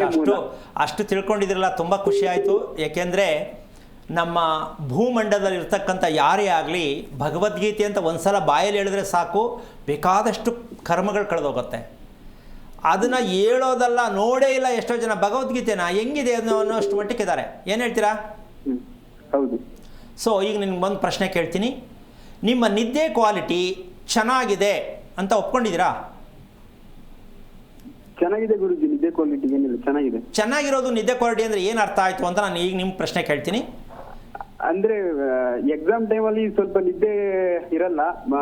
ಎಕ್ಸಾಮ್ ಟೈಮಲ್ಲಿ ಫುಲ್ ವೀಕ್ ಆಗ್ಬಿಡ್ತೀನಿ, ನಿದ್ದೆ ಮಾಡಲ್ಲ. ಬೇರೆ ಟೈಮಲ್ಲೆಲ್ಲ ನಿದ್ದೆ ಚೆನ್ನಾಗಿ, ಜಾಸ್ತಿ ಟೈಮ್ ನಿದ್ದೆ ಮಾಡ್ತೀನಿ. ನಾನು ಬೆಳಿಗ್ಗೆ ಬೇಗ ಎದ್ದೋಳ ನಂದು ನಾನು ಹೇಳಕ್ಕಾಗಲ್ಲ. ಅದೇ ಒಂದ್ ನಿಮಿಷ ದಯವಿಟ್ಟು ಇದೇ LLB ಮಾಡೋದಕ್ಕೆ ಈ LLB ಫಸ್ಟ್ ಮಾಡ್ಬೇಕು ನೀವು. ಬೆಳಗ್ಗೆ ಹೊತ್ತು ನೀವು ಅಪ್ರಾಣೆ ಹೇಳಕ್ಕಾಗಲ್ಲ, ಯಾಕೆಂದ್ರೆ ನಿಮ್ಗೆ ಬೆಳಕಾಯ್ತಾ ನಿದ್ದೆ ಜಾಸ್ತಿ. ಹೌದಲ್ಲ? ನೋಡಿ, ನಮ್ಮ ಕಾಲೇಜ್ ಹೆಂಗೈತೆ. ನಿಮ್ಮ ಕಾಲೇಜ್ ಓದ್ಬಿಟ್ಟು ಕಾಯಬೇಕು. ನಮ್ಮ ಕಾಲೇಜ್ ಏನಿಲ್ಲ, ಕೂತಲ್ಲೇ ಎಲ್ಲೇ ಇದ್ರೂ ಹೇಳ್ಬಿಡ್ಬೋದು, ಓ ಈ ಥರ ಆಗ್ತಾ ಇದೆಯಾ ಅಂತ. ನೀವು ಮೊದಲು ನಿದ್ದೆ ಕ್ವಾಲಿಟಿ ಮನುಷ್ಯನಿಗೆ ಅತಿ ಮುಖ್ಯ, ಹೌದಾ ಅಲ್ವಾ? ಹೌದು. ಮನಸ್ಸು ನೆಮ್ಮದಿಯಾಗಿರಬೇಕು, ಬುದ್ಧಿ ಕರೆಕ್ಟಾಗಿ ಸ್ಥಿಮಿತವಾಗಿರಬೇಕು, ಮೆಮೊರಿ ಚೆನ್ನಾಗಿರಬೇಕು. ಅದು ನೀವು ಲಾ ಮಾಡ್ತಾ ಇರೋದು ಎಷ್ಟು ಶಾರ್ಪ್ ಆಗಿರಬೇಕಂದ್ರೆ ನಿದ್ದೆ ಕ್ವಾಲಿಟಿ ಕೃತಿಕಾ ನಕ್ಷತ್ರಕ್ಕೆ ಯಾವ ಕಾರಣಕ್ಕೂ ಸಮಸ್ಯೆಯಲ್ಲೇ ಇರುತ್ತೆ ಹೊರತು ಇದು ಇವತ್ತಿಂದಲ್ಲ, ನಿಮ್ಮ ತಾಯಿಗೂ ಕೂಡ ಇದೆ. ಇದು ನೀವು ಸ್ವಲ್ಪ ದಯವಿಟ್ಟು ಗಮನಿಸಿ. ಇದೆಲ್ಲ ತಿಳ್ಕೋಬೇಕು. ಯಾಕೆಂದರೆ ನಿಮ್ಮಂಥವ್ರು ಇದೆಲ್ಲ ತಿಳ್ಕೊಂಡ್ರೆ 4 ಜನಕ್ಕೆ ಹೇಳ್ಬೋದು, ಇಲ್ಲ ಜೀವನ ಅಂದ್ರೆ ಹೀಗೆ ಅಂತ. ಹಲೋ, ನಿಮ್ಮ ತಾಯಿಯನ್ನು ನೀವು ಮೊದಲು ಫಾಲೋ ಮಾಡಿ. ನಿಮ್ಮ ತಾಯಿ ನಿದ್ದೆ, ನಿಮ್ಮ ತಾಯಿಯ ಮನಸ್ಥಿತಿ, ಅದರಲ್ಲಿ ನಿಮ್ಮಲ್ಲಿ ಎಷ್ಟು ಪರ್ಸೆಂಟೇಜ್ ಬಂದಿದೆ ಅಂತ ಗೊತ್ತಾಗತ್ತೆ. ನಿಮ್ಮ ನಿದ್ದೆಯ ಸಮಸ್ಯೆ ಅಂತಕ್ಕಂಥದ್ದು ಸಮಸ್ಯೆ ನೀವು ಅಂದ್ಕೊಂಡಿಲ್ಲ, ಅದು ಗೊತ್ತೂ ಇಲ್ಲ. ಕರೆಕ್ಟಾಗಿ ನಾನು ಬೆಳಗ್ಗೆ ಹೇಳ್ಬೇಕಾದ್ರೆ ಮೈ ನೋವಿಲ್ಲದೆ ಬೇಜಾರಿಲ್ಲದೆ ಹೇಳೋಕ್ಕಾಗಿದೆಯಾ ಅಂತ ದಯವಿಟ್ಟು 25 ವರ್ಷದ ಅವಧಿಯಲ್ಲಿ 5 ವರ್ಷ ಬಿಟ್ಬಿಡಿ. ನಿಮ್ಗಾಗಿದೆಯಾ ಯೋಚನೆ ಮಾಡಿ. ನೀವು ಏನು ಸತತ ಪ್ರಯತ್ನ ಮಾಡಿದ್ರೂ ಕೂಡ ಬೆಳಗ್ಗೆ ಹೇಳ್ಬೇಕಾದ್ರೆ ತುಂಬ ಕಷ್ಟ ಆಗುತ್ತೆ. ಕಾರಣ, ರಾತ್ರಿ ಮ್ಯಾಥಮೆಟಿಕ್ಸ್ ಜಾಸ್ತಿ, ಹಗಲಲ್ಲಿ ನೀವು ಮಲಗಬೇಕು. ಇದು ಕೃತಿಕಾ ನಕ್ಷತ್ರದ ಒಂದು ಶಾಪ. ತಿಳ್ಕೊಳ್ಳದೇ ಇರೋದು ಶಾಪ, ಅದು ಶಾಪ ಅಲ್ಲ. ಸೊ ನೀವು ಪ್ರಯತ್ನ ಮಾಡಬೇಕು ಅಂದರೆ ಮೊದಲು ಬಾಳೆ ಎಲೆಯಲ್ಲಿ ಊಟ ಮಾಡಬೇಕು. ಟೈಮ್ ಕರೆಕ್ಟಾಗಿ 6 ಗಂಟೆ ಒಳಗಡೆ ಊಟ ಮಾಡಬೇಕು. ಬಾಳೆ ಎಲೆ ಮಾಡಬೇಕು, ಫ್ರೆಶ್ ಊಟ ಮಾಡಬೇಕು. ಒಂದು ವಾರ ಮಾಡಿ ನೋಡಿ, ನಿಮಗೆ ವಿಷಯ ಗೊತ್ತಾಗತ್ತೆ, ನಂತರ ತಿಳ್ಕೊಳ್ಳಿ. ಒಳ್ಳೆಯದಾಗಲಿ. ಓಕೆ, ಧನ್ಯವಾದ ಸುದೀಪ್ ಅವರೇ ಕರೆ ಮಾಡಿದ್ದಕ್ಕೆ. ಎಸ್ ಗುರೂಜಿ, ಇನ್ನು ನೀವು ಸಾತ್ವಿಕವಾದ ನಿದ್ದೆ ಬಗ್ಗೆ ಹೇಳ್ತಾ ಇದ್ರಿ, ಅದನ್ನು ಮುಂದುವರಿಸಿ. ಯಾಕೆಂದರೆ ಈ ನಿದ್ದೆ ಅಂತಕ್ಕಂಥದ್ದು ನಮ್ಮಲ್ಲಿ ಏನಾಗಿದೆ ಅಂತಂದರೆ, ಅದು ದೇವ್ರು ಕೊಟ್ಟಿದ್ದು ನಿದ್ದೆ, ದೇವ್ರು ಕೊಡೋದು ನಿದ್ದೆ, ಅದು ಸತ್ಯನೇ. ಭಗವಂತ ಒಂದು ಧರ್ಮದಲ್ಲಿ ಆ ಭಾಗದಲ್ಲಿ ಬಂದಾಗ AC ನಿಂದೆ, ರೂಮು ನಿಂದೆ, ತುಂಬ ಡಿಫ್ರೆಂಟ್ ಆಗಿರ್ತಕ್ಕಂಥ ಎಷ್ಟು ಅಲಂಕಾರ ಮಾಡಿಕೊಂಡ್ರು ಎಲ್ಲ ಹಾಸಿಗೆ ಎಲ್ಲ ನಿದ್ದೆ ಮಾತ್ರ ನಂದು, ಎಲ್ಲವೂ ನಿದ್ದೆ ನಂದು ಅಂತ ಭಗವಂತ ಹೇಳಿದ್ದಾನೆ. ಈಗ ನಿದ್ದೆ ಚೆನ್ನಾಗಿ ಬರುತ್ತೆ ಟೈಮ್ ಸರಿಗೆ ಅಂದರೆ ಭಗವಂತನಿಗೆ ಹತ್ರ ಇದ್ದೀವಿ ಅಂತ ನೀವೇ ಡಿಸೈಡ್ ಮಾಡಿ. ಹಾಗಲ್ಲಿ ನಿದ್ದೆ ಬರುತ್ತೆ ದರಿದ್ರ ಲಕ್ಷಣ. ರಾತ್ರಿ ಕರೆಕ್ಟ್ ಟೈಮ್ ನಿದ್ದೆ ಬರುತ್ತೆ, ತಿಂದೇ ಹೋಗಲಿ, ಇದು ದೈವಿಕವಾದ ಲಕ್ಷಣ. ಮಕ್ಕಳಿಂದ ಆದಿಯಾಗಿ ಮಗು ಮಲಗಬೇಕಾದ್ರೆ ಎಚ್ಚರ ಆದಾಗ ಹತ್ಕೊಂಡು ಏನಾದ್ರು ಮೇಲಕ್ಕೆ ಎದ್ರೆ ನಿದ್ದೆ ಸರಿ ಹೋಗಿಲ್ಲ, ಅದು ಬರೀ ಅಳ್ತಾನೆ ಇರುತ್ತೆ, ಗಮನಿಸ್ಬೋದು. ಅದ್ರ ಪಾಡಿಗೆ ಅದು ನಕ್ಕೊಂಡು ಅಂದರೆ ಎಚ್ಚರಿಕೆ ಆದರೆ ಮಗು ಎತ್ಕೊಳ್ಳಿ, ಯಾವಾಗಲೂ ನಗ್ತಾನೆ ಇರುತ್ತೆ. ಇದಕ್ಕಿಂತ ಮೀರಿ ನಾನು ಎಕ್ಸಾಂಪಲ್ ಕೊಡೋಕ್ಕಾಗಲ್ಲ. ಮಗುವಿನಿಂದ ಹಿಡಿದು ದೊಡ್ಡವರ ಆದಿವರೆಗೂ ಕೂಡ ನಿದ್ದೆ ಬೆಳಗ್ಗೆ ಹೇಳ್ಬೇಕಾದ್ರೆ ಖುಷಿಯಿಂದ ಯಾರು ಬೆಡ್ಡಿಂದ ಹೇಳಲ್ವೋ ಅವರು ಅರ್ಧ ಭಾಗ ಸತ್ತಿದ್ದಾರೆ ಅಂತ ಅರ್ಥ, ಚಿಕ್ಕರಾಗಲಿ ದೊಡ್ಡವರಾಗಲಿ. ಅಂದರೆ ಆರೋಗ್ಯ ನಿಮಗೆ ಕೈ ಕೊಡ್ತಾನೇ ಇದೆ ಅಂತ ತಿಳ್ಕೊಂಡ್ರೆ ಬದುಕಿದ್ರಿ. ಇಲ್ಲ ಯಾವ ರಾತ್ರಿಯಲ್ಲಿ ಅರ್ಧ ರಾತ್ರಿಯಲ್ಲಿ ಎಲ್ಲಿ ಅಟ್ಕಾಯಿಸ್ಕೊಳ್ಳುತ್ತೋ ಏನು ಬರುತ್ತೋ ಅದರ ರೋಗಕ್ಕೆ ಯಾವ ಕಾಯಿಲೆಗೆ ಏನು ಹೆಸರಿಡ್ತಾರೋ ನಂಗೆ ಗೊತ್ತಿಲ್ಲ ಅಂತ ನೀವು ಅನುಭವಿಸೋಕೆ ರೆಡಿ ಇರಬೇಕು. ಭಯದ ನಿದ್ದೆ, ಆತಂಕದ ನಿದ್ದೆ ಬಲವಂತ ಬರೆಸ್ಕೊಳ್ಳೋ ನಿದ್ದೆ, ಇವೆಲ್ಲ ನಿದ್ದೆಗಳಲ್ಲ. ಯೋಗ ನಿದ್ದೆ ಮಾಡ್ತಕ್ಕಂಥದ್ದು ಅದೃಷ್ಟವಂತರು 1,000ಕ್ಕೆ 2 ಸಿಗ್ತಾರಾ ಇಲ್ವೋ ಡೌಟು. 1,000 ವ್ಯಕ್ತಿಗಳಲ್ಲಿ 2 ಸಿಗ್ತಾರಾ ಗೊತ್ತಿಲ್ಲ ನನಗೆ. ಯೋಗ ನಿದ್ದೆ ಮಾಡ್ತಕ್ಕಂಥವ್ರು ನಿದ್ದೆ ಎಷ್ಟೋ ಜನ್ಮದ ಪುಣ್ಯ ಅಂತ ಹೇಳ್ತಾರೆ. ಯಾಕೆ ಅಂದರೆ ಇವತ್ತು ನಾವು ಓಡ್ತಾ ಇರೋ ಸ್ಪೀಡ್ಗೆ ನಿದ್ದೆ ಅಪ್ರಾಣೆ, ಯಾರಿಗೂ ನಿದ್ದೆ ಇಲ್ಲ, ನಿದ್ದೆ ಬೇಕಿಲ್ಲ. ನಾವು ದುಡ್ಡು ಮಾಡಬೇಕು, ಅದಕ್ಕೋಸ್ಕರವಾಗಿ ದುಡ್ಡು ಸಿಕ್ಕಲ್ಲ, ನಿದ್ದೆ ಬರಲ್ಲ, ಬೇಗ ಟಾಟಾ ಮಾಡಿ ಶ್ರದ್ಧಾಂಜಲಿ ಬೋಟ್ ಹಾಕೊಂಡು ಹೋಗ್ತಾರೆ, ಹೌದಲ್ವಾ? ಸೊ ಸಾತ್ವಿಕವಾದ ನಿದ್ದೆ ಹೆಣ್ಣಿಗೆ ಯಾಕೆ ಬರಬೇಕು ಅಂದರೆ, ಆ ಹೆಣ್ಣಿನಲ್ಲಿ ಮದುವೆ ಅಂತಕ್ಕಂಥದ್ದು ಒಂದು ದೊಡ್ಡ ನರಕ ಆಗಿರುತ್ತೆ. ಮದುವೆ ಅಂತಕ್ಕಂಥದ್ದು ಒಂದು ನರಕ. ಯಾವಾಗ ದೇಹದ ಪರಿಷ್ಕಾರಗಳನ್ನು, ದೇಹದಲ್ಲಿರ್ತಕ್ಕಂಥ ಸಂಸ್ಕಾರಗಳನ್ನು ತಿಳಿಯದೆ ಮದುವೆ ಮಾಡಿರೋದು ಆ ಹೆಣ್ಣಿಗೆ ನರಕ ಗ್ಯಾರಂಟಿ. ಎಂಥ ಒಳ್ಳೆ ಹುಡುಗನ ಜೊತೆ ಮಾಡೋದು ನರಕನೇ. ಕಾರಣ ಆ ಹೆಣ್ಣು ದೇಹ ಮತ್ತು ಮನಸ್ಸು ಎರಡು ಸಮೃದ್ಧಿಯಾಗಿ ಇಟ್ಕೊಳ್ಳೋದಕ್ಕೆ ಆ ಹೆಣ್ಣಿಗೆ ಏನು ಸೌಲಭ್ಯಗಳು ಸಿಕ್ಕಿರಲ್ಲ ಅಥವಾ ಅವ್ರು ಬಿಟ್ಟಿರ್ತಾರೆ.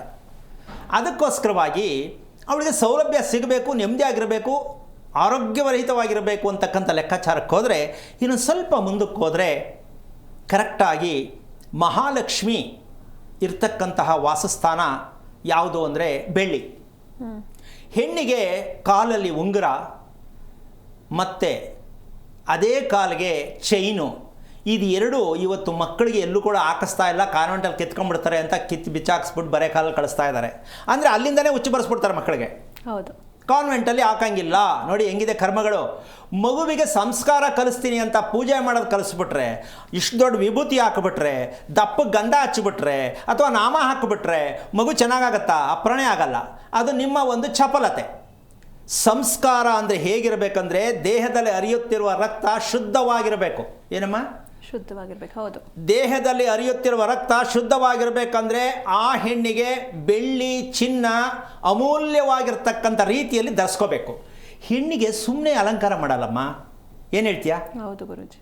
ಹೆಣ್ಣಿಗೆ ಚಿನ್ನ, ಬೆಳ್ಳಿ, ವಜ್ರ, ಅರಿಶಿಣ, ಕುಂಕುಮ ಇದೆಲ್ಲ ಏನು, ಓಲೆ ಕಿವಿಗೆ ಆಗೋ ಮೂಗುತಿ, ಇವೆಲ್ಲವೂ ಕೂಡ ಹೆಣ್ಣಿಗೆ ಆರೋಗ್ಯಕ್ಕನುಸಾರವಾಗಿರ್ತಕ್ಕಂಥ ಲಕ್ಷಣಗಳೇ ಹೊರತು ನೋಡಕ್ಕಲ್ಲ.